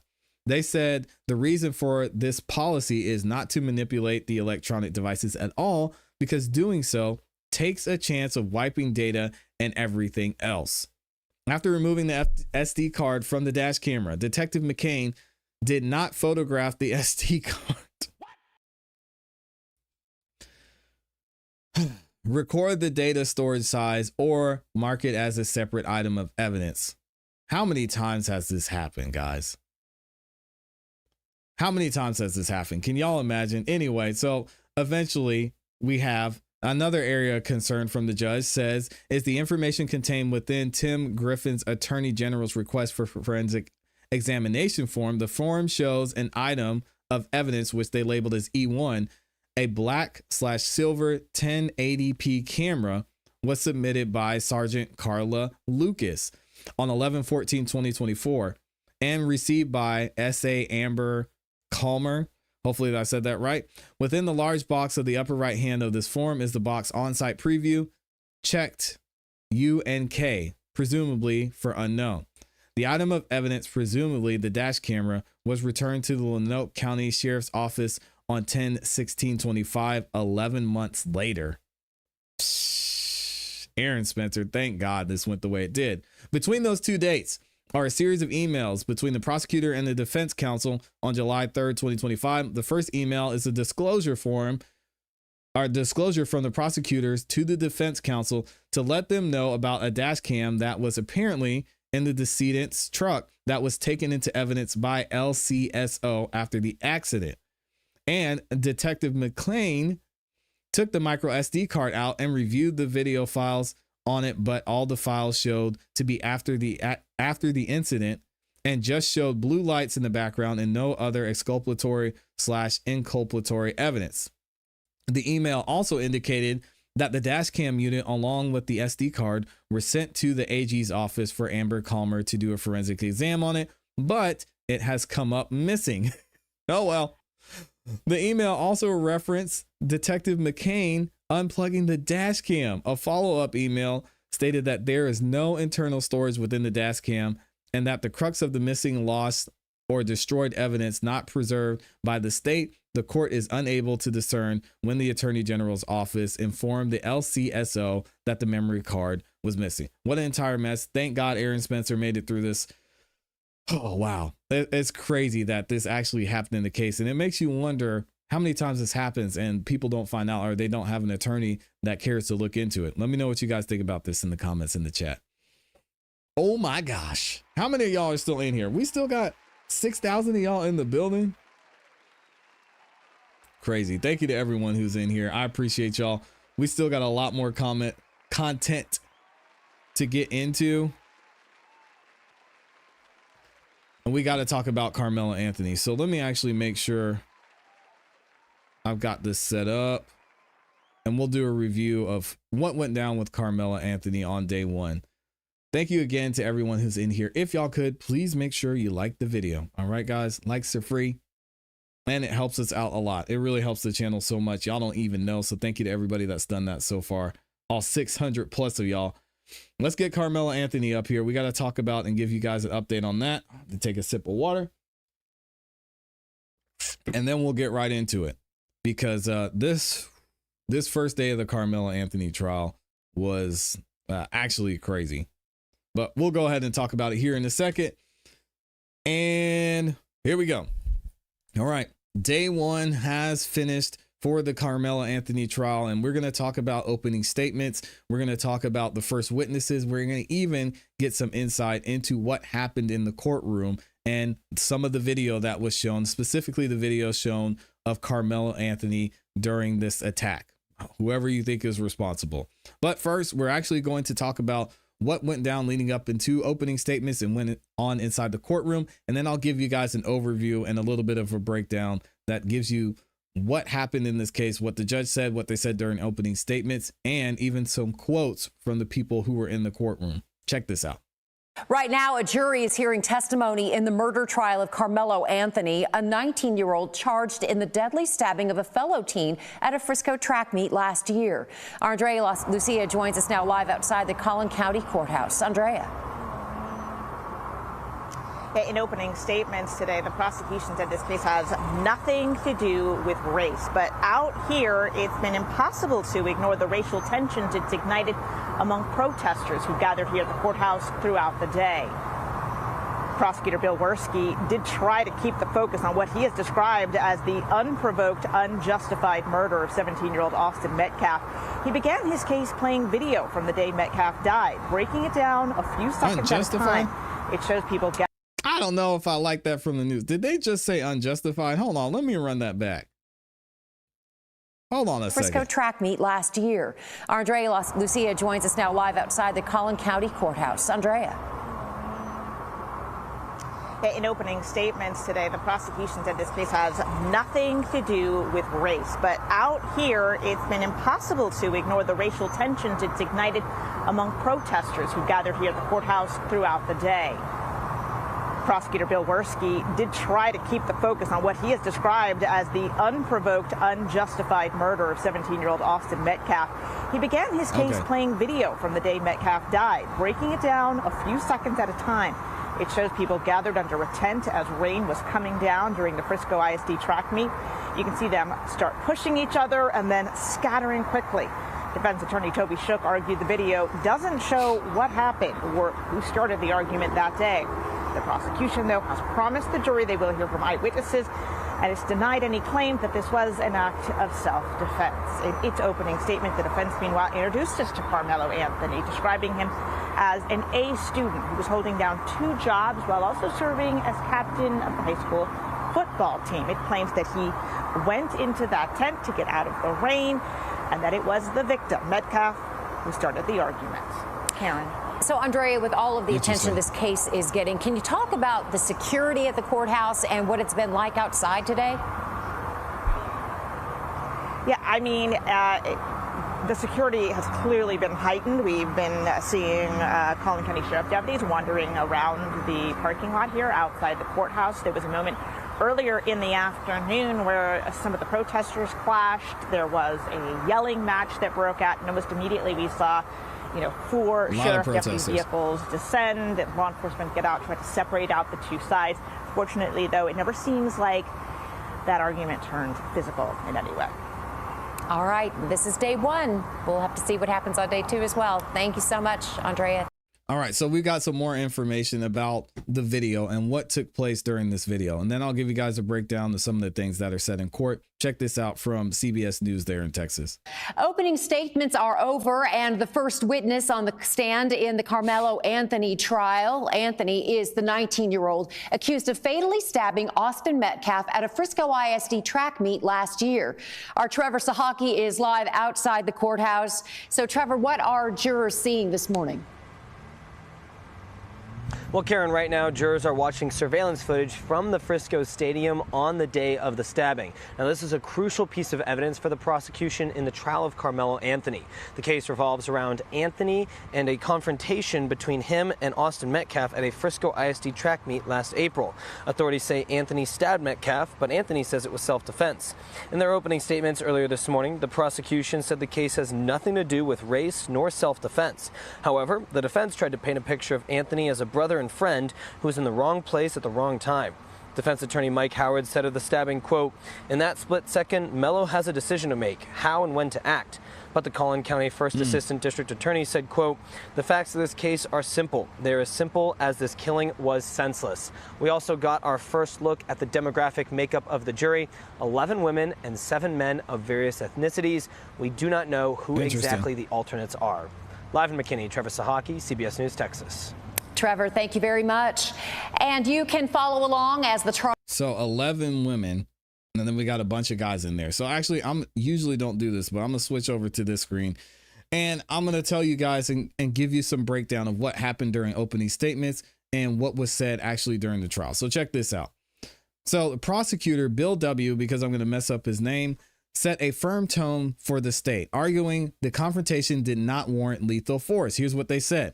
The state insists that this was an unprovoked, unjustified, and that it was completely senseless.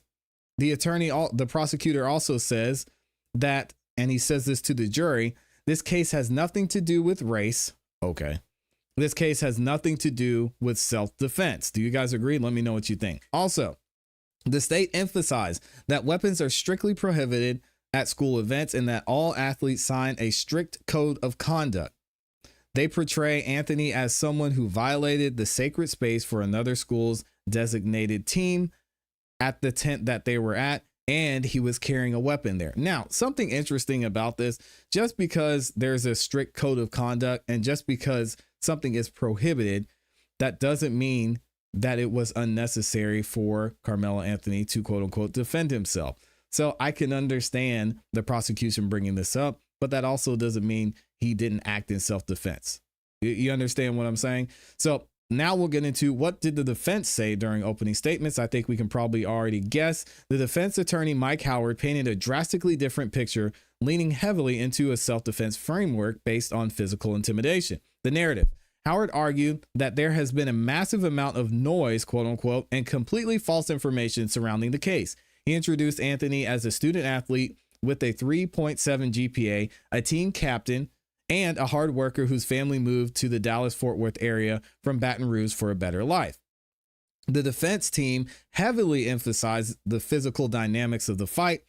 Howard stated that Carmelo Anthony is 5'8" and 130 pounds. He was confronted, allegedly, by Austin Metcalf and his twin brother, Hunter, who were significantly larger, 6'1" and 213 pounds, a weight disparity of more than 80 pounds.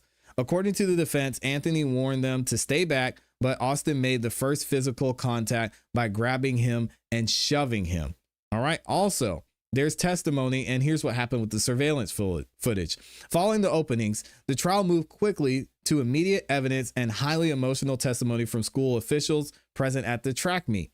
First, we got into the surveillance footage. Here's what happened there. The prosecutor's first witness was a forensic video analyst who walked the jury through both raw and enhanced stadium surveillance video. While the analyst noted that the video shows people pushing and shoving back and forth, he acknowledged it does not explicitly capture the precise moment of the stabbing. Emotional coach's testimony was seen as well. Memorial High School head track coach Rob Starr fought back tears on the stand, describing the chaos, rushing to Metcalf right after the incident and finding him mortally wounded. He reinforced the school tent act as designated safe zones to keep this team separated and to keep the students safe, obviously.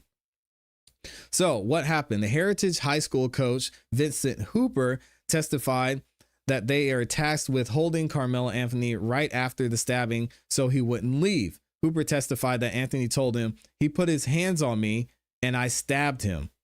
Hooper recalled warning Carmelo Anthony that if the boy died, his life would be altered forever, which is true.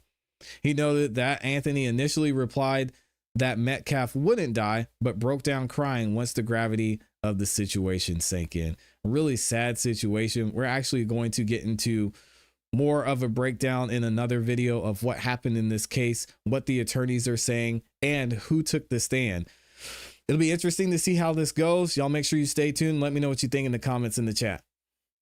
All right, guys, we're going to get into the next part of the video, and we're going to talk about what happened inside the courtroom. Now, we actually have somebody that Amy sent over who allegedly was in the courtroom. So let me actually bring this up. I'm also going to review the arrest report that gives us a lot more information on what went down in the situation with Carmelo. So let me go ahead and get that pulled up for you guys, and we'll get right into it. And thank you again to everybody who's still in here. If y'all haven't yet, please make sure you like the video. All right, guys, likes are free. It helps us out a lot. Let me double check and get this video that Amy sent over. And we'll get right into it. Actually, I want to see what a couple of y'all are saying in the chat. Good morning to everybody just stopping by. Wow, it's still morning. We started earlier. Amy said the Saved America Act failed to pass the Senate last night. That's tough. The code of conduct is probably what will cook Carmelo. I disagree. No, I don't think so. Listen, let me give you an example. If, oh, dang, I don't want to use this, but let's say there's been a lot of these. Let's just say, God forbid, you're in a state like Georgia, where if you want to bring a firearm into a church, in a lot of cases, you have to have their permission. And if you don't have their permission and you bring a gun into the church and the church says, please don't bring guns in here, you're going to receive a fine. I believe it's like $100 here in Georgia or something like that. Either way. So you are essentially breaking the rules by bringing your gun into the church, right? But let's say you bring your gun into church, you say, I don't care, I'll pay the fine, they can kick me out, whatever, I'm going to carry just for the safety of my family. You bring a gun into church, something happens, right? Someone walks in and they have a firearm, they're trying to do something, they're trying to shoot up the church, they're trying to harm people. You take out your firearm that you're not supposed to have there, but you may be legally carrying, you shoot the person and you stop them from harming other people. Now, will that come into factor if you go to trial and they say, oh, well, I don't know, you shouldn't have had a gun there? Kind of, not really, because it wasn't a law that you were breaking necessarily. And even if you were essentially breaking a law, maybe you can be found guilty of breaking that law. But in that case, you might not face issues or have to deal with the fact that you stopped someone from committing a mass shooting.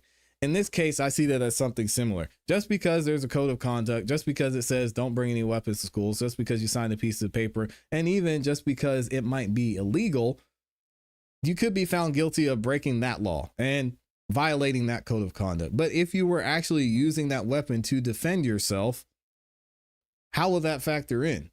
And I think that's what we really have to have the conversation and focus about. It's about the intent, because the defense could argue and say, hey, listen, Carmelo, he knew he wasn't supposed to bring that weapon there, but he brought it because he was worried for his life. Or even if it wasn't a weapon, whatever it was, he had it on him and he forgot. And then he was there and the situation happened and he realized he was getting in a sticky situation and he pulled out the knife.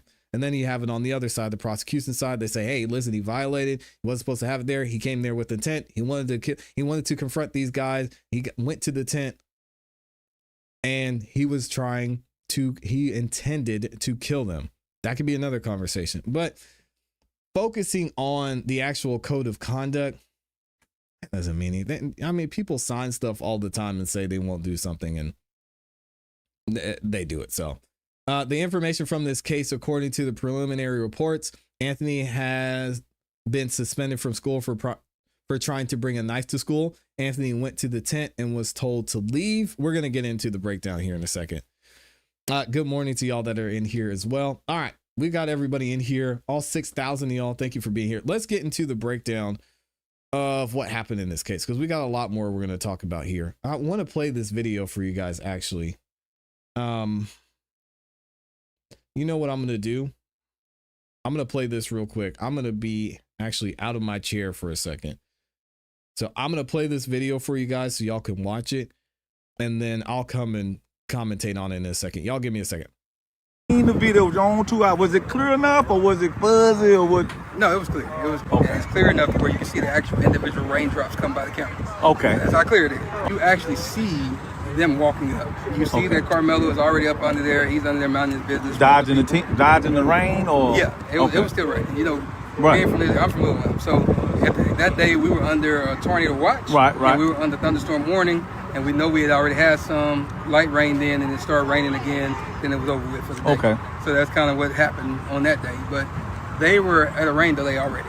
And so during that time when that happened, the twins, their two buddies, and a few other kids, because there was a few kids involved with them, they were all coming from the direction of the middle school, coming walking back up. Right. On the video, you can see those 4 that actually was involved, and maybe about 3 or 4 others that was with them, skipping up, trying to catch up behind. One veered off probably toward his way to go to the coach and kind of distract him a little bit. And then the other 4 came walking together. One went in front of them, went past. Right. The other 4 went and they surrounded Carmelo. You know, if you're Carmelo. And they showed that on that video. It's on the video. Okay, come on. You can see him walk I'm going up. to say little stuff. I'll put it this way. Okay. They actually tell you when you're watching the video, pay attention to this corner right here, because if you look anywhere else, you might miss different things. Okay. So watch those 4. Here they're 4 right there coming up. Right. That's exactly what they say. Okay. And so you have no way to be confused that it's those 4. Okay. So they come up, they surround them, and it's immediate moment of not even a few seconds of pause. Then that's when they jump. And so they actually did jump him. Yeah, it wasn't just no touch. It wasn't just all that moment. Yeah, it was a push. It was all kind of things. But Austin pushed, Hunter hit, and then everybody swung. But at the same time, So it's more than the twins that got some licks all on them. 4. So it showed that in the video. Yes, in the video. So again, you got Hunter and Austin standing in the middle. Okay. And you have the. Okay. All right. So we're going to run this back. And I'm sorry, I'm going to make y'all listen to this again. Hopefully this man wasn't being obnoxious. And we got a couple things we're going to cover. So make sure y'all hang in there and we'll get into it. Let me grab a sip of water real quick and we'll get started.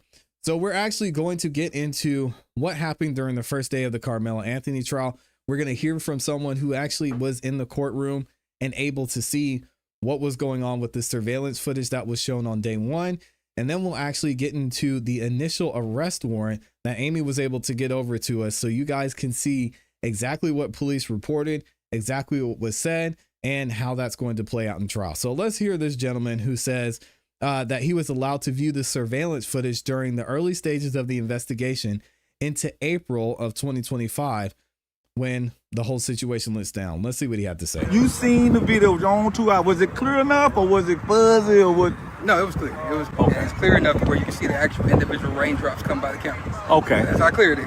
You actually see them walking up. You see that Carmelo is already up under there. He's under there minding his business. Dodging the rain or? Yeah, it was still raining. You know, Right. I'm familiar with them. So that day we were under a tornado watch. Right. And we were under thunderstorm warning, and we know we had already had some light rain then, and it started raining again. Then it was over with for the day. Okay. So that's kind of what happened on that day. But they were at a rain delay already, and so during that time when that happened, the twins, their two buddies, and a few other kids, because there was a few kids involved with them.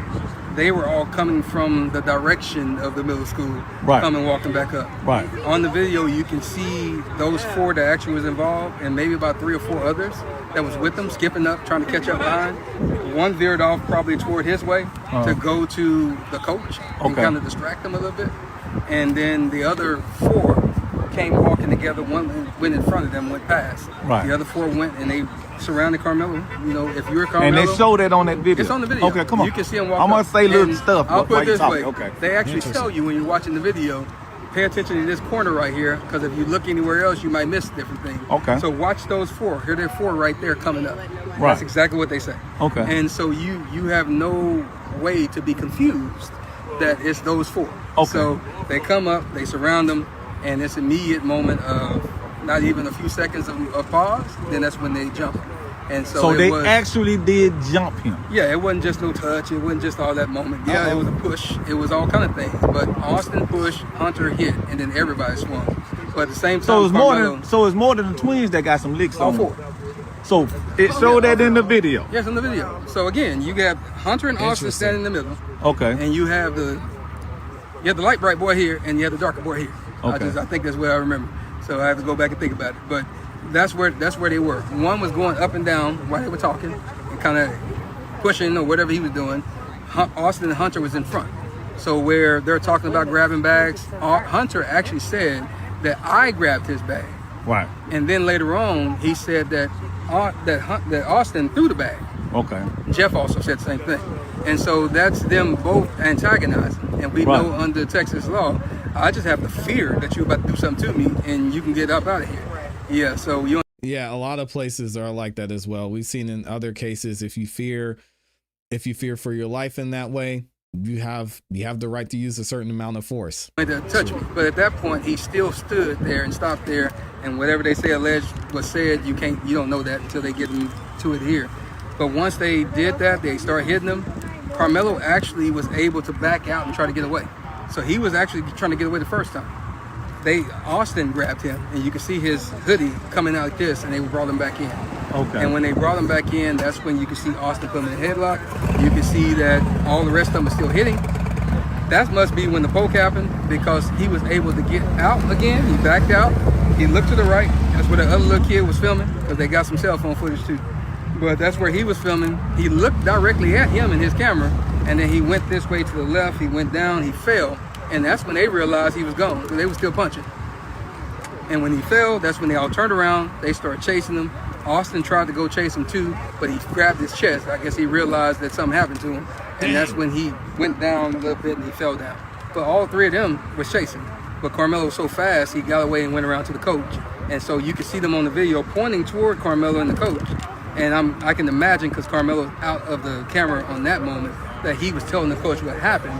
And then that's when Hunter said he whipped his head around. That's a true statement. He just wasn't sitting with it. He whipped his head around. You see him on the video. And that's when he walked over to where Austin was, but he never touched him. So all that stuff about him rendering aid and holding his heart, and he never did that, because the coach grabbed him and he was holding him. So at the end of the day, that's kind of where the moment went. But they did. Listen, it's interesting, because that's the story that's been told, is that, hey, his brother Austin died in his brother's arms, and this man's saying that's not true necessarily. Assault him. Interesting. And we'll just play the game. Even if it was just a push, you still assaulted him, because it was unwanted. By your own definition in your word of him saying that leave me alone and I'm not going, you assaulted him, period. But they did beat him. And if you look at the, not the photo that Fox 4 put out, because that was one that they actually edited. I have the emails to prove it. But the actual Collin County one, you can see the webs and stuff on his eye. You can see the bridge of his nose is swollen.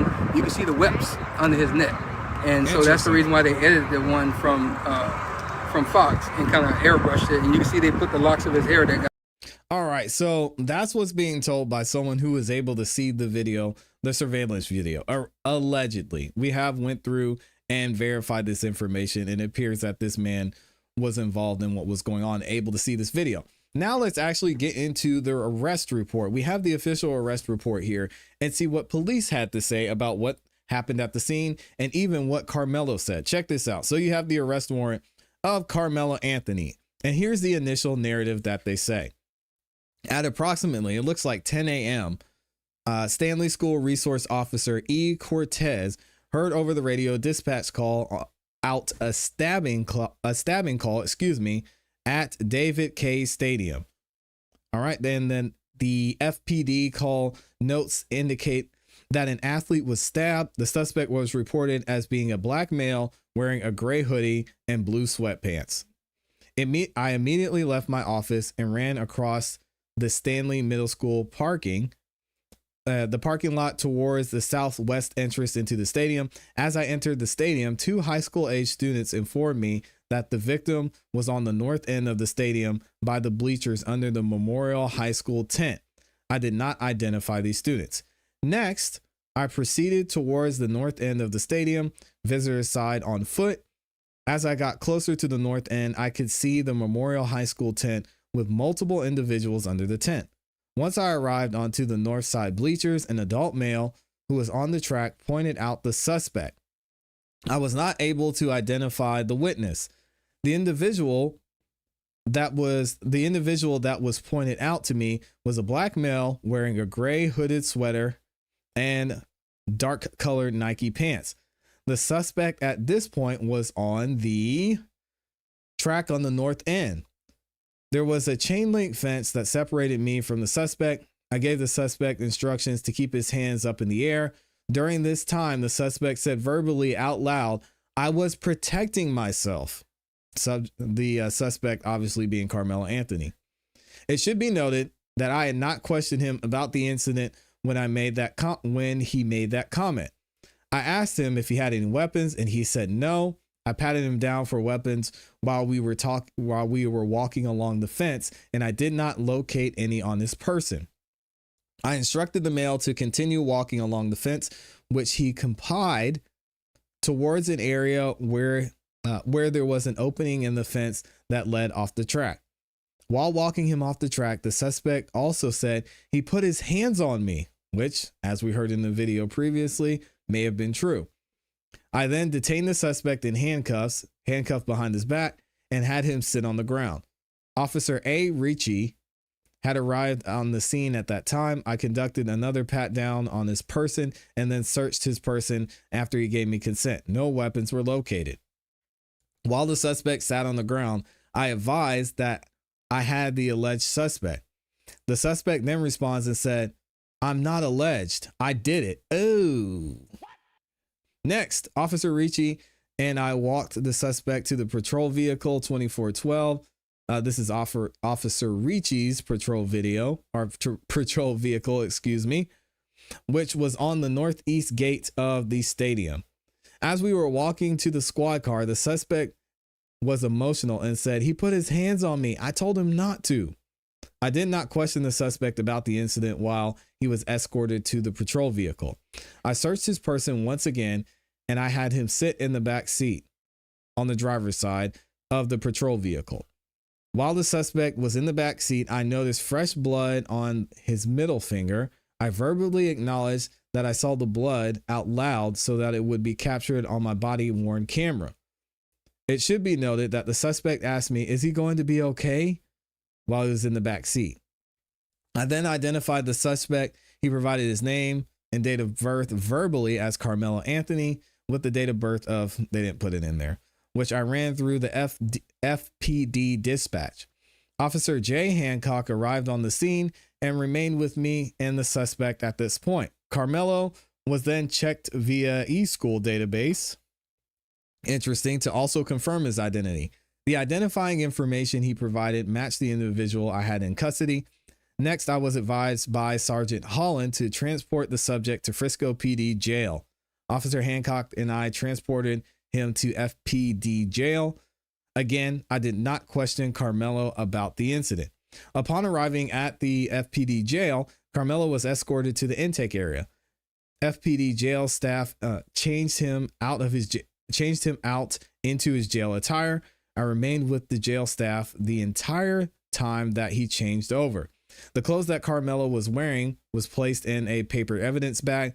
The clothes remained in my possession from this point on. I find it interesting that if there were bruisings and stuff on his face, that the police officer wouldn't have noted that in his report. Seeing that maybe he observed Carmelo and it seemed like he was in some type of altercation. This seems like something that they would point out. Either way, we'll continue. I continued to keep possession of his clothes. I returned to my patrol car and so on and so forth. All right, so now we have supplemental information from Officer Ricci. All right, Allison Ricci, it looks like. At 10 a.m. that morning, Officer Ricci was wearing a full Frisco police uniform, and I was operating a fully marked Frisco police vehicle 2412.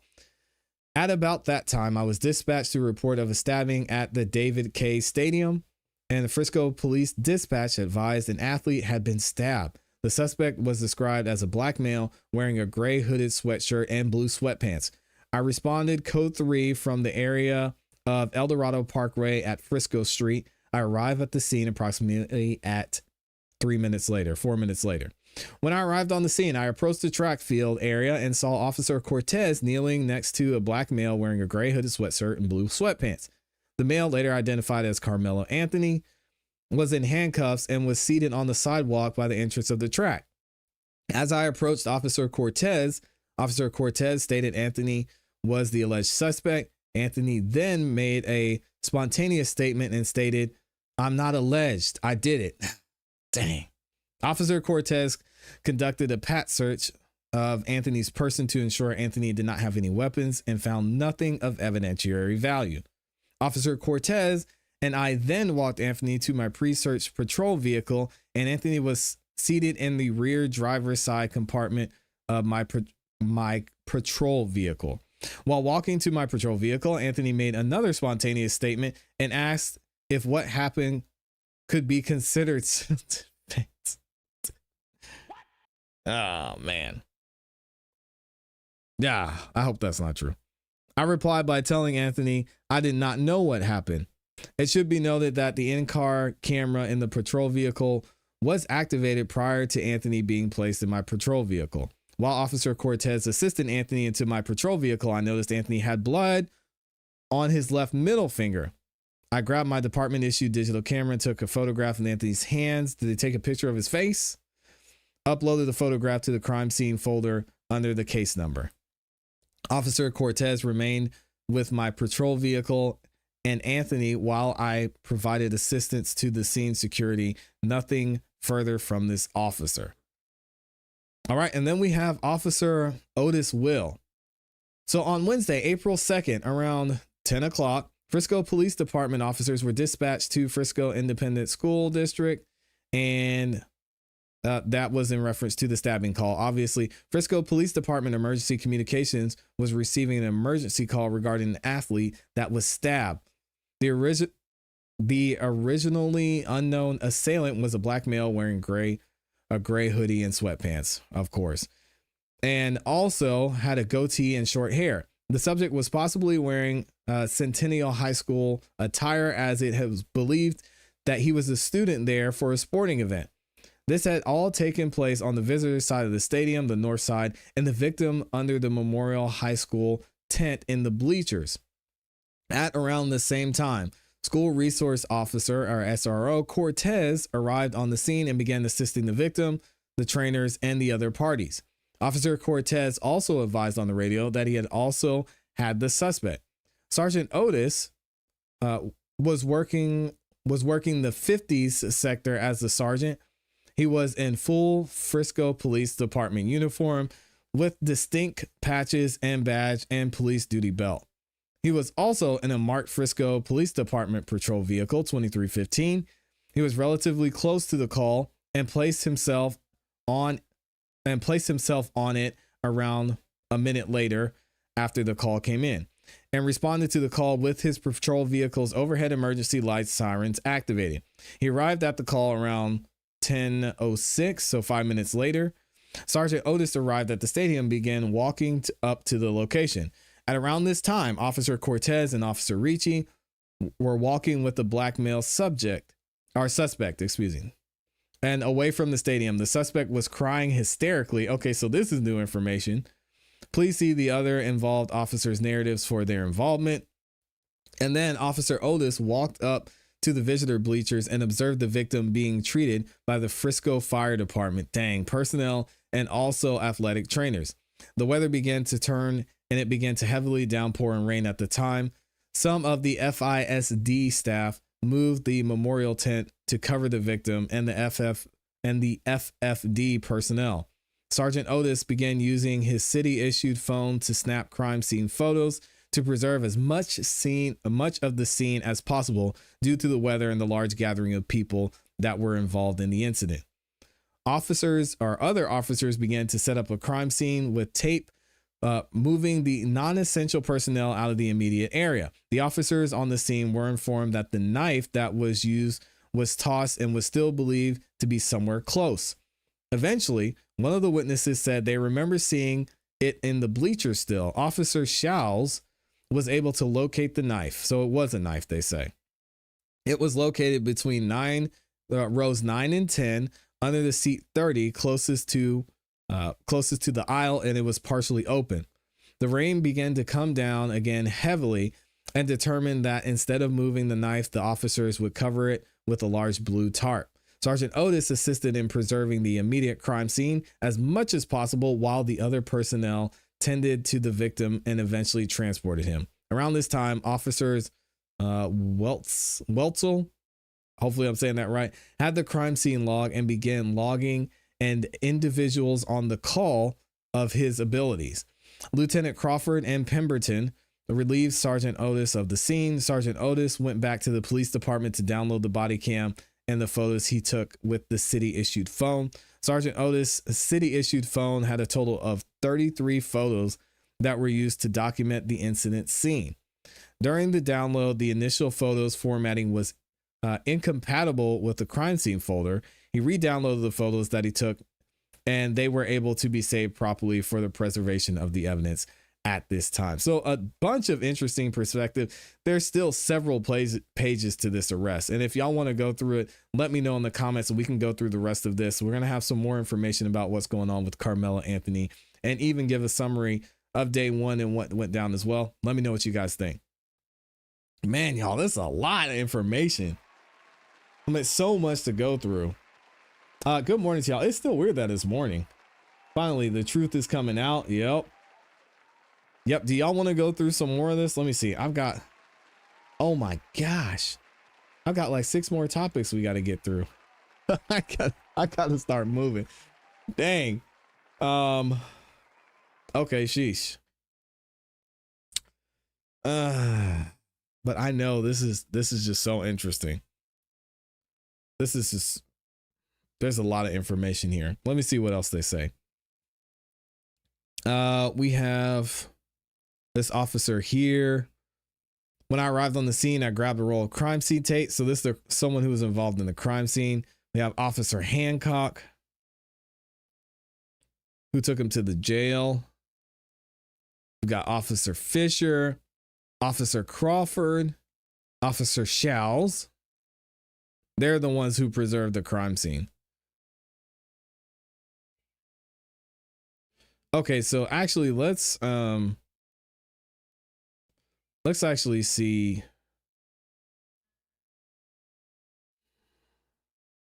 Dang, this is tough to read. I'm looking at some of this information and this is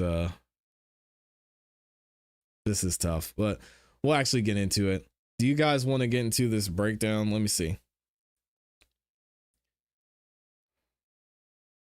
Because there's a lot of information that happened in this case too. All right, let's just go ahead and get into it. This is sad, man. This kid lost his life.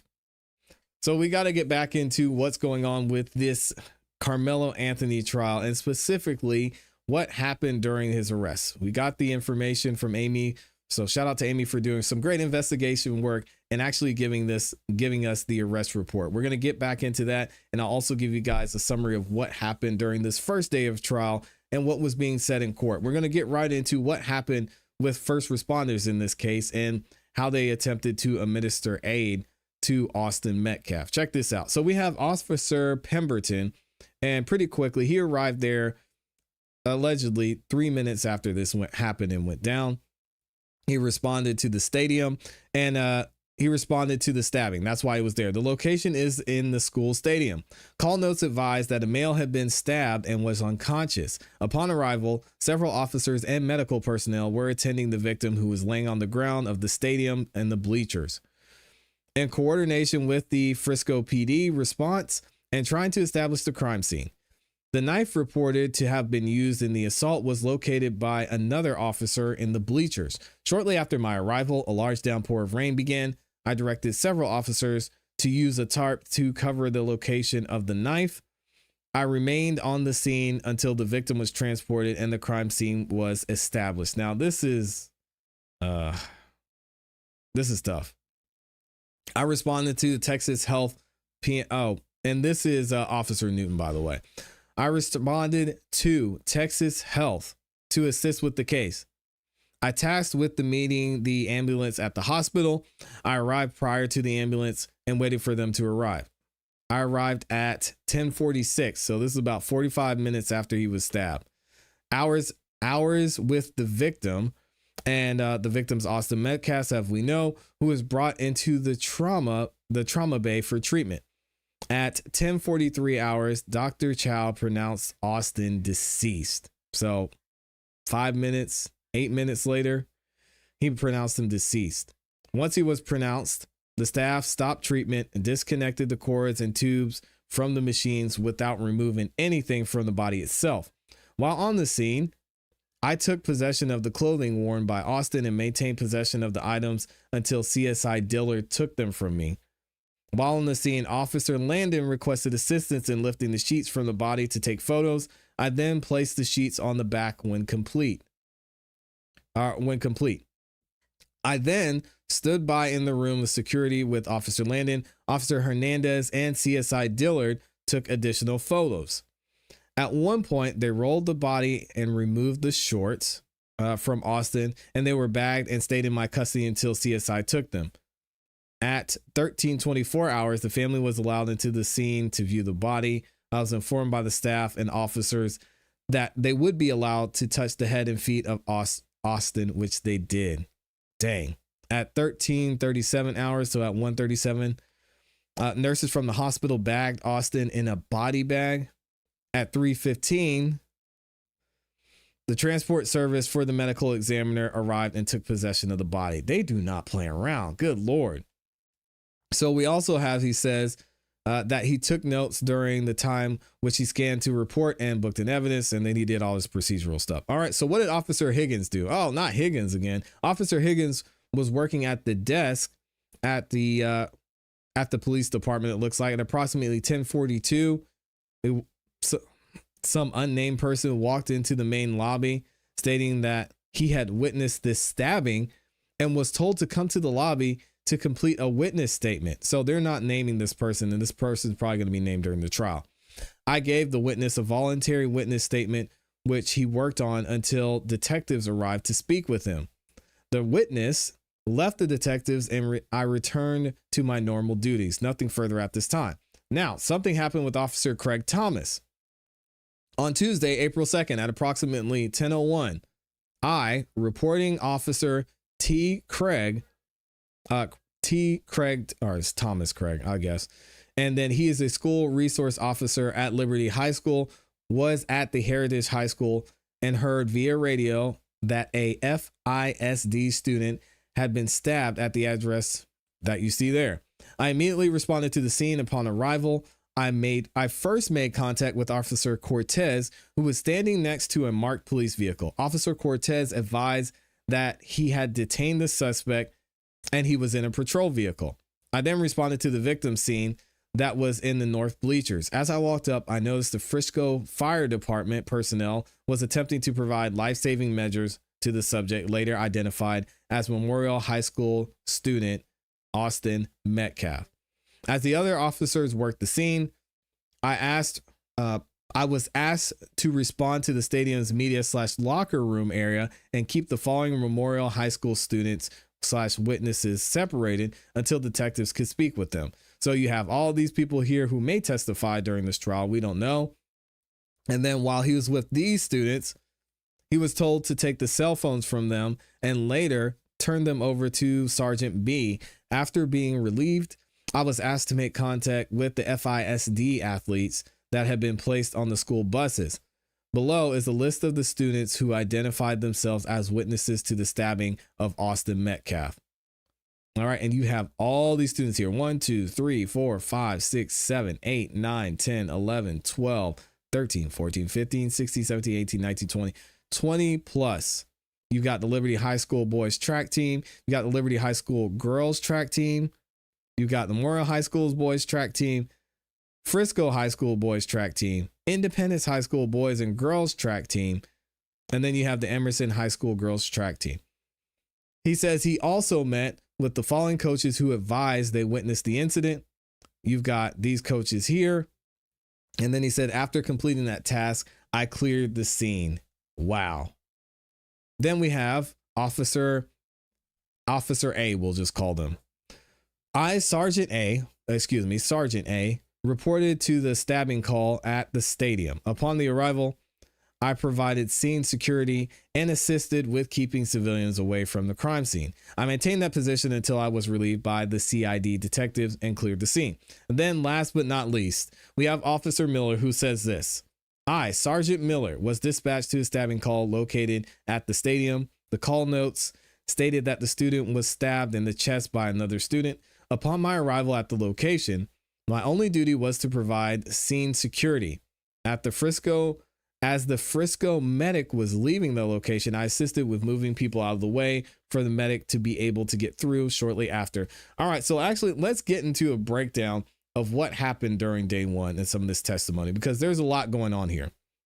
So I'm going to read some of this to you. I did a breakdown for you guys. And if you want to get more of a breakdown and a step-by-step of what's happened, not only during day one, but what's happening during day two, you can follow Amy on X. Make sure you do that at @IamyLee on X. But here's what I have for you guys. The prosecution and defense immediately set up two completely parallel realities for the jury. So first, what are the prosecution saying and what's their angle from day one? The prosecution is trying to strip away all external noise.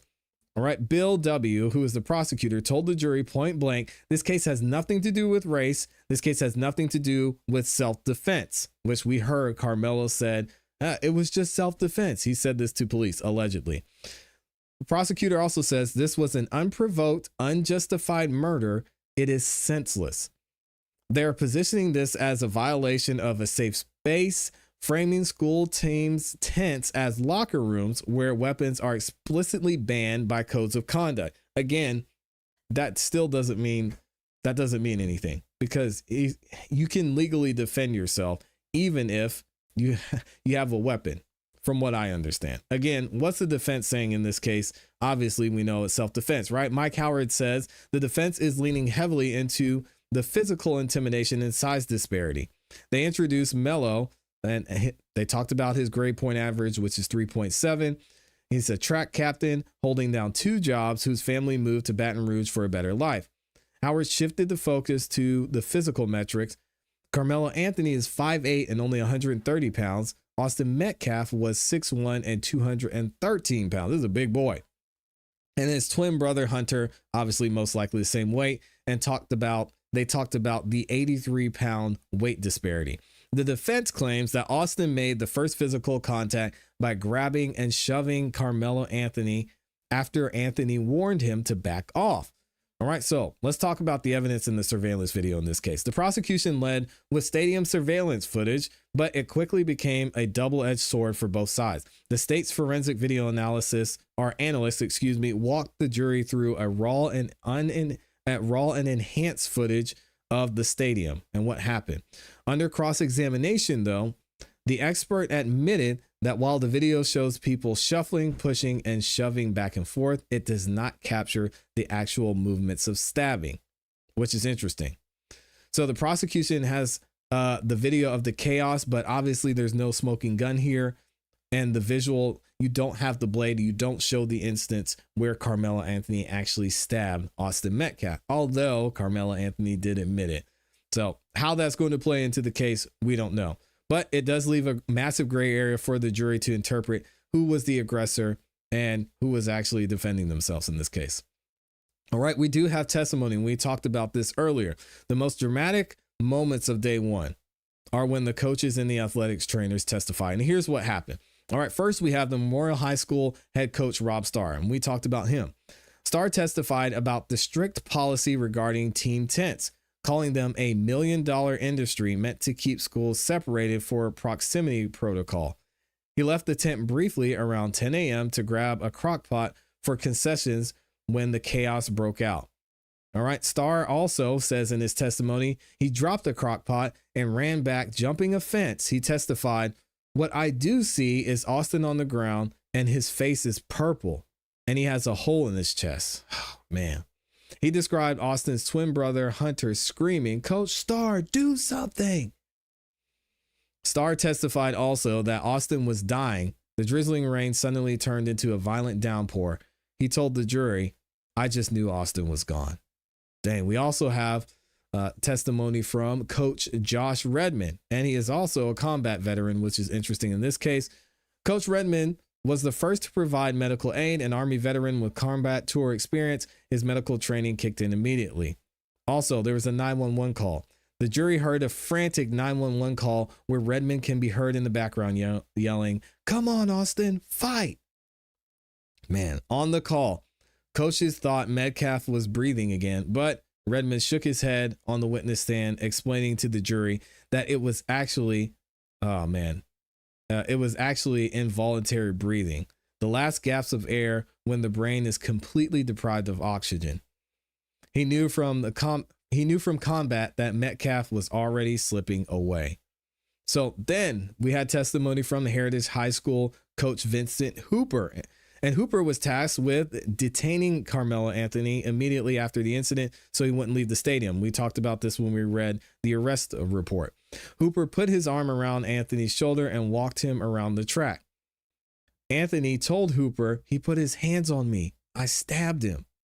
Hooper testified that he looked at the 17-year-old and said, "If he dies, you just change your life for the rest of your life."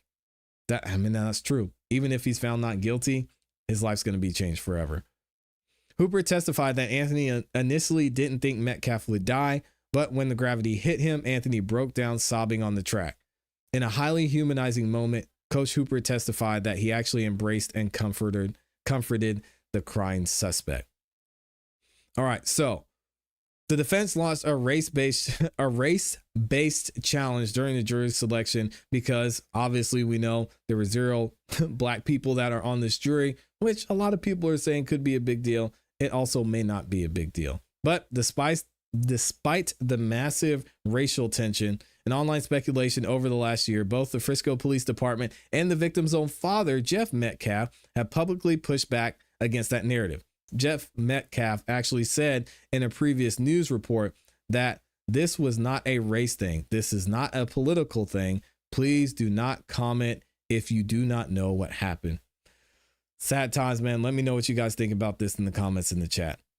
All right, y'all. I appreciate y'all hanging with me. That's a lot of information, but goodness, it's sad. So sad. I actually didn't mean to close that. I've got one more thing I've got to read for y'all. We'll get into that in a second. So if you guys haven't yet, please make sure you like the video on your way in. That helps us out a ton. I'm trying to find,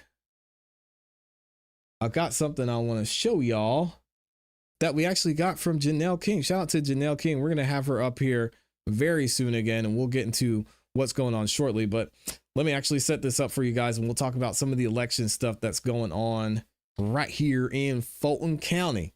All right here in Georgia. Y'all said I've been saying Georgia wrong. right here in Georgia. And we're going to talk about some voting changes that has been the topic of Fulton County and Georgia specifically over the last several months. So we'll get Janelle up here and we'll talk about it. Where is that picture? There we go. All right, let's get into it. Thank y'all for being here again. Please like the video, guys. I beg for likes because it's free. And I know you guys can do it. Let's talk about it. So we've been talking about what's been happening in Georgia when it comes to elections, and specifically when it comes to figuring out what in the world we're going to do with this July 1st deadline that is fastly approaching in less than 4 weeks. Now, the state election board have had a lot of pressure from Greg Dolezal, a lot of pressure from me for them to just go ahead and take over these elections. But obviously, there's going to be some issues when it comes to that. And it's not just a snap of the finger, and the Georgia state election board is in charge of this. So what they did was Janelle King is actually working to come up with a resolution that will help figure out and give some direction to what needs to happen during this election, specifically when it comes to fixing the QR code situation. So we're actually going to hear from Janelle herself, and then we may actually get into the document that she so graciously sent to us to be able to break down what this resolution says. Check this out. We're on. I'd like to add to the agenda under new business, the resolution that I emailed the board yesterday in reference to guidance to the counties. Thank you. Any discussion or any comments by the board members? Make sure it's on. Tap it. I would. No, it's not on.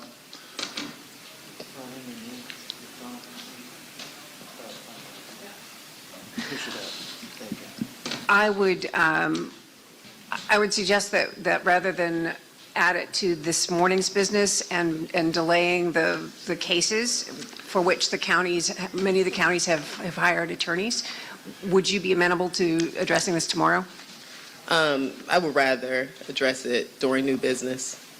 It should be really quick. Everyone had a chance to read it and review it, so it should be very fast. I just want to acknowledge that everything we do before we hit the cases just adds more cost to the counties because they're having to pay their attorneys even longer. So. Okay. Well, it should be an additional 5 minutes. At the will of the board. Okay. Thank you. Any further concerns? Mr. Chair. What's going on here? Yes. I'd like to amend the agenda to have the board consider engaging an attorney to write a TUI letter on behalf of the board to request electronic documents from the Department of Justice.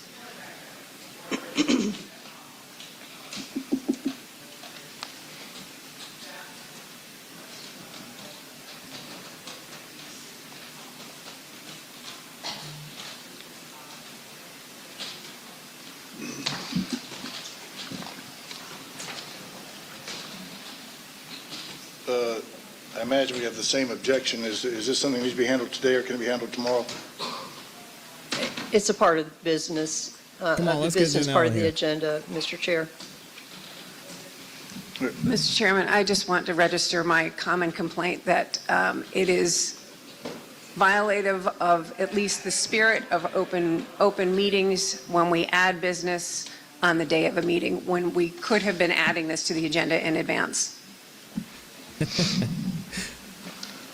Mr. Chairman? Member Grubbs?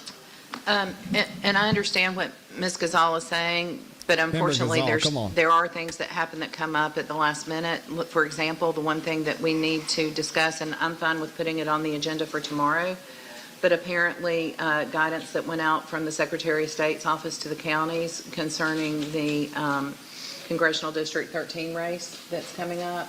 I just found out about it this morning, and I think it's something that we can certainly put it on for tomorrow after the cases. I'm totally fine with that, but I think that's something that needs to be addressed. But we were not copied on the information from the Director of Elections, Blake Evans, but it is concerning the conduction of elections and how they plan to make some changes, and I think that's something that we need to address, and then hopefully by tomorrow everyone can review that information and we can hopefully seek some legal advice on it.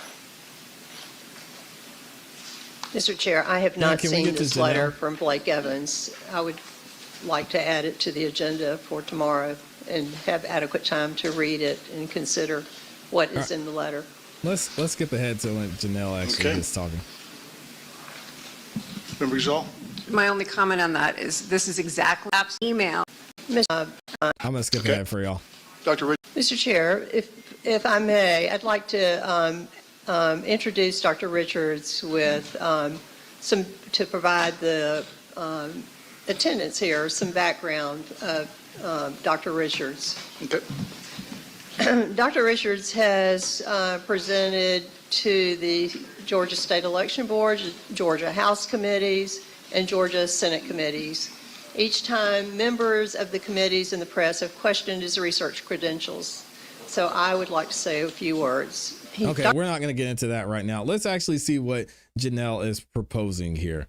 And I'm actually going to make sure y'all can see this. And shout out to Janelle King for sending this over. We're going to be talking to her soon. So if you guys have any questions about this, make sure you leave them in the comments and get ready for when Janelle comes back on the show. So here's the State Board of Election resolution. What do we have? The integrity of our election process rests on fundamental pillars, including accountability and transparency.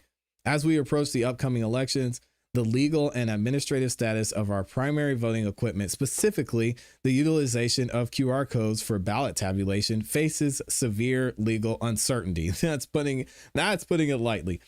Without a guaranteed extension permitting the continued use of the Liberty Vote or Dominion systems that will be debated during the coming special session, the State Board of Elections must act decisively to prevent an administrative vacuum that would cause systemic confusion at the precinct level. And guys, we've already seen so much confusion, as we still haven't heard from the Secretary of State. Allegedly, there's some information out there from them as to what guidance that election officials are going to need, but we haven't seen it yet.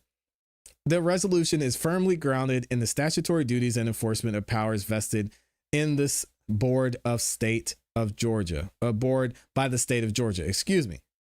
And then she's got all the legal information here, which we'll get into at a later time. But she also says the continued employment of these machine methods is fundamentally unlawful.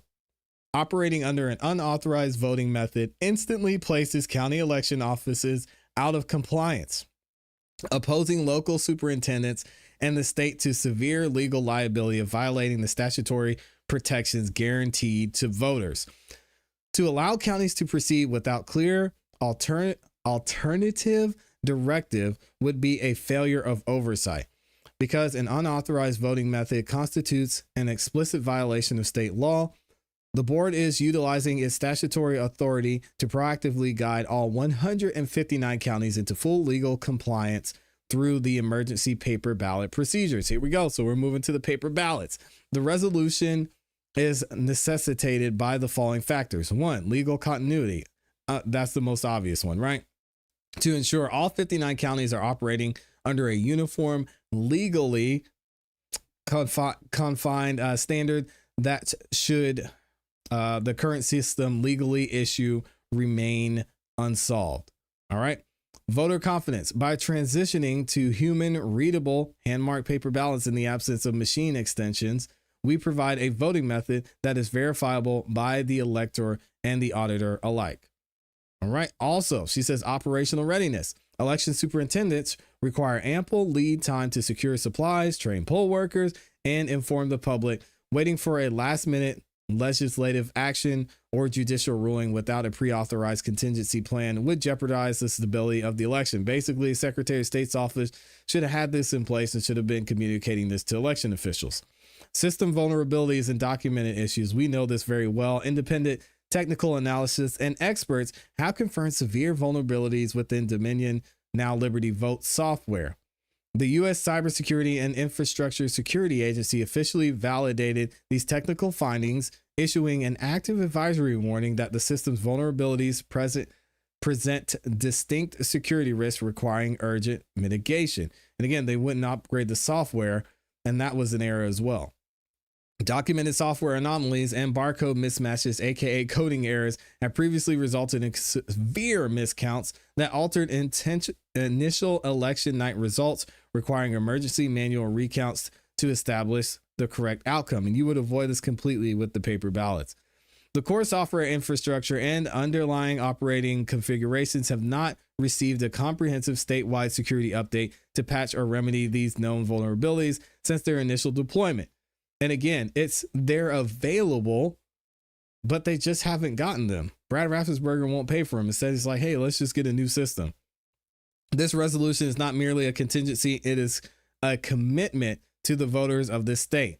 We are ensuring that the election process remains uninterrupted, that every vote is cast securely, and that the transition of emergency procedures is seamless, standardized, and beyond reproach. All right, so there's some more information here. We're going to talk about that with Janelle herself coming up this next week. So make sure you guys stay tuned in for that. Let me know what you think about this going forward. Is it going to be absolute chaos, or is it just what we have to do to make sure that these votes are legal? Let me know what you guys think in the comments in the chat. All right, y'all. All 6,000 of you still in here, and every single one of you have liked the video, so I probably won't ask again for the rest of this show. I know I say that, but we'll see. Shout out to y'all. Pops is in here. What's up, Pops? He said, don't do what Callie does. Everyone gets mail-ins. Oh my gosh. What a mess. I'm trying to see if I'm going to talk about, we've got, okay, a few more topics I want to get into. This one's actually going to be a fun one. Y'all are going to love this. We'll talk about Dr. Johnson resigning at a later date. Yeah, Dr. Johnson is up out of there. We're not going to talk about that today. I'll actually probably save it and talk to Janelle about it because she has some nice words to say about Dr. Johnson. But yes, he is up out of there. We're going to get into and talk about Rob Pitts, though, because he actually did an interview, which I think is going to be interesting because Rob Pitts and Mo Ivory know that this is a dogfight and they're going back and forth at it. So we're actually going to hear an interview from Mo. We're going to hear an interview from Uncle Rob over there and see what they have to say. It's getting crazy. As you know, here in Fulton County, there is a runoff between on the Democratic side to see who is going to be the runner for the chair on the Democratic side for the Board of Commissioners, right? So we've already got Eric Tatum is out there. That's our guy. That is who I'm going to personally be voting for when it comes for commission chair. But on the other side, there has been a major back and forth between Mo Ivory and Rob Pitts to see who's going to take the lead and who is going to be the one that is going to be fighting to get this chair seat. Now, Rob Pitts, there's been a lot that's said about him in a good way and a bad way. A lot of people say he's been there for so long, it's time to pass the mantle on to somebody else. Mo Ivory, they also say she's inexperienced and she's going to want to tax people more and spend a lot more money. So now we're going to hear from Rob Pitts himself on how he feels things are going. And another video, we'll actually hear from Mo Ivory. She's going to do a sit down interview as well. Check out what Rob had to say. Well, the race for a Fulton County Commission chairman is now heading to a runoff, and voters are now choosing between two Democrats with very different arguments for leading the county. Incumbent chairman Rob Pitts is asking voters for another term, pointing to his years of experience and saying steady leadership matters as the county faces pressure over the jail, elections, taxes, and growth.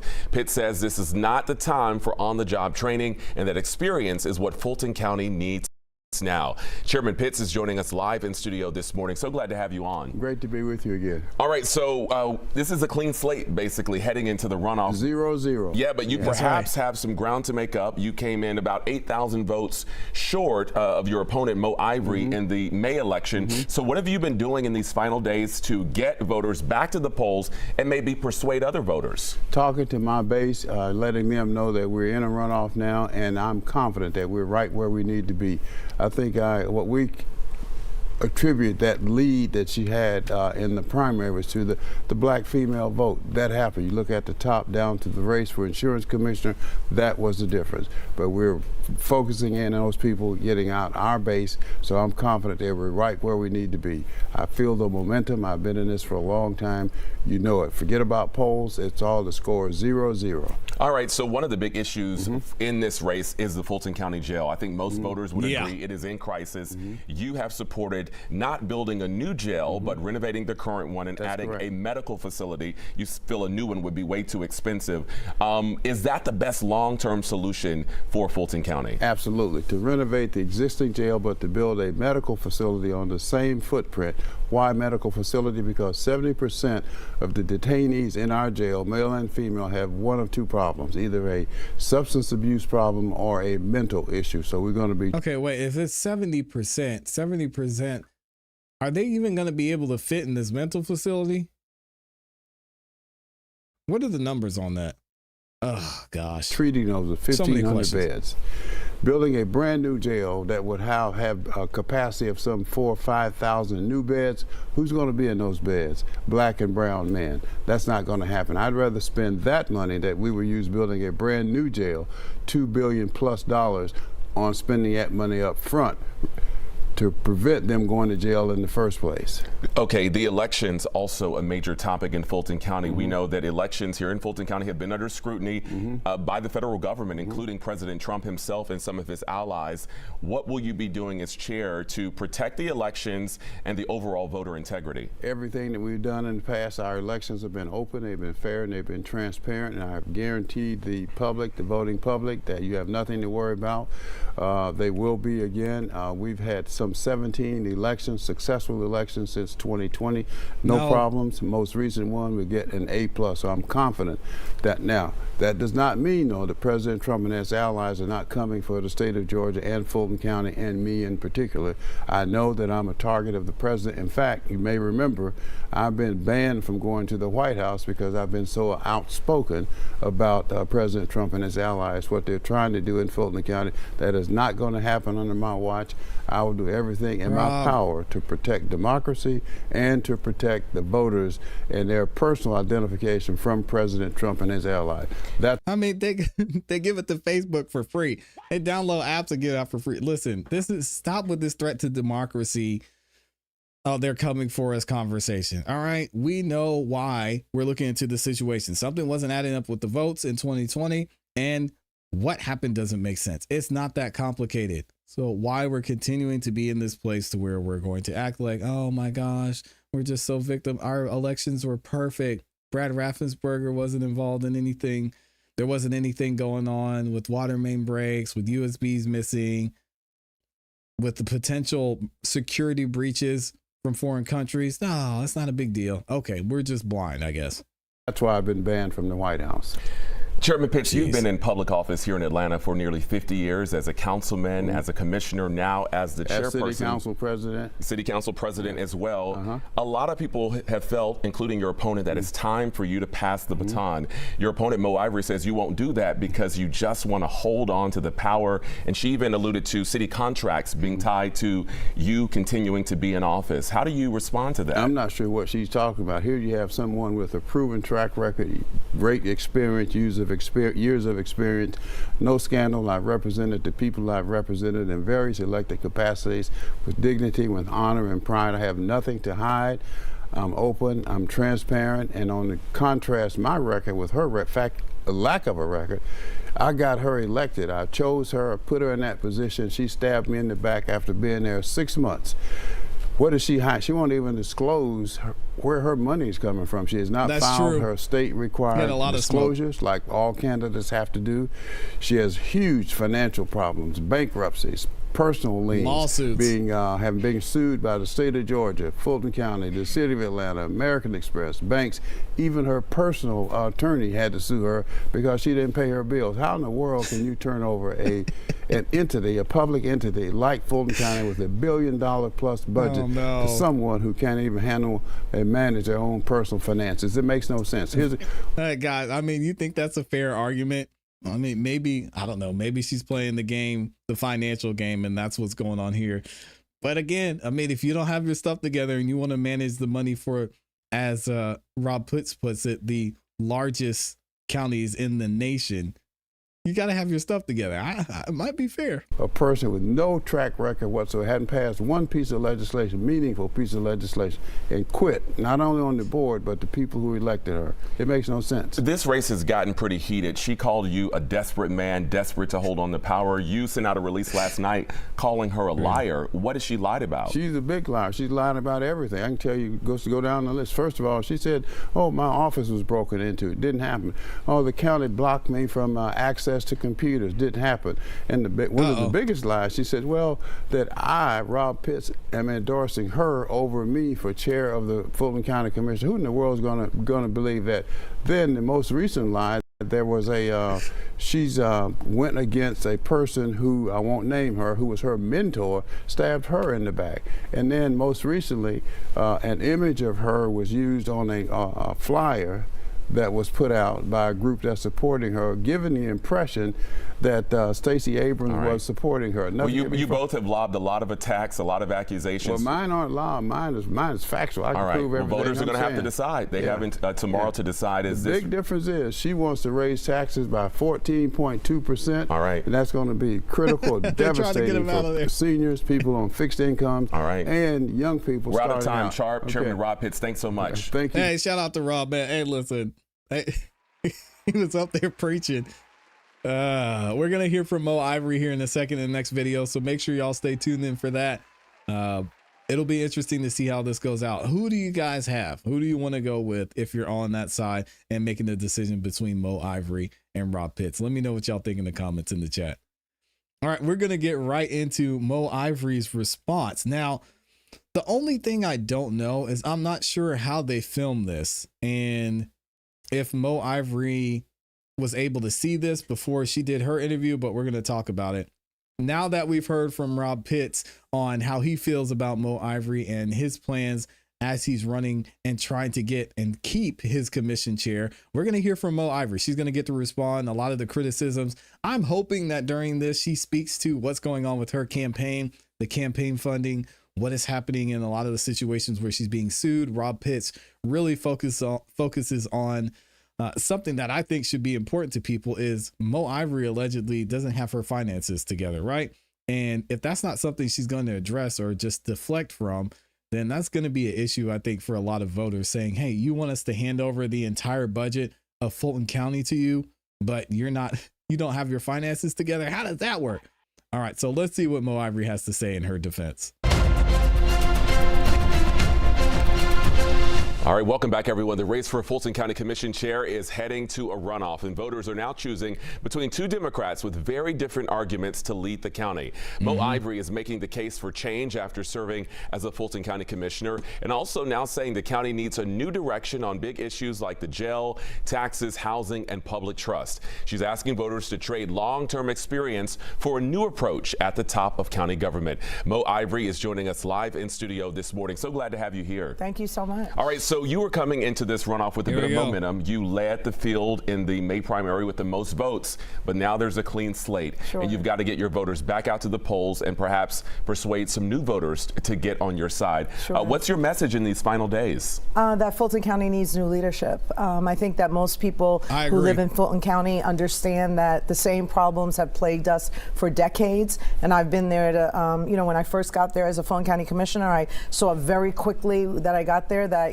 things weren't being addressed, and certainly not in the way that I would have liked to have seen them addressed. And I really felt like it just came to a point where I knew if we didn't have a leadership change, those things wouldn't ever be changed. And I've been on the campaign trail talking about four main things, which is fix the jail, fund the courts, build hospitals, and protect elections. And I haven't changed from those four things, and those problems have persisted, and I feel like I can fix them. One of the big problems that you mentioned is the jail. I think most voters would agree that the Fulton County Jail is in crisis. Your opponent believes that we should renovate the jail, but you believe a long-term solution is building a new jail. Why is that the right investment for taxpayers? Sure. Well, first let me clear something up, which is always a problem with information in Fulton County. We're already building a new jail. Chairman Pitts has already, and the commission has already voted on a new jail in that $1.3 billion vote that took place several weeks ago. They like to call it a special purpose building. It's a new jail. And it is going to have a medical facility that we already should have had. So it's really disingenuous to keep saying, I don't want to renovate the jail, I don't want to build a new jail. I mean, I want to renovate the jail, not build a new jail, when he's already voted to build a new jail. The question. Mo Ivory is 1000% correct. Listen, we've already seen, we've talked about at length what's going on inside the jail, what's going on with the leadership there, the policies that are in place, the policies that aren't in place, how the district attorney is handling the jail situation. It's just going to be more people. We're going to run into the same issues. Having another place to put more people isn't going to solve anything. It's just going to cause you to put more people there. So she is 1000% correct. They are building a new jail. They have a new jail. This detention center, or this health center, or this mental health facility, as we should call it, is going to act as another jail. We can see it going forward. I agree with her. There needs to be new leadership, but that goes all the way around. DA's office, sheriff's office, commissions, the board of commissions, all of it needs to be changed. The question is now what to do with the Rice Street jail as this new jail is being built alongside the property. And I believe you tear that down and build in place of there so we don't have an overcrowding problem. Another big issue.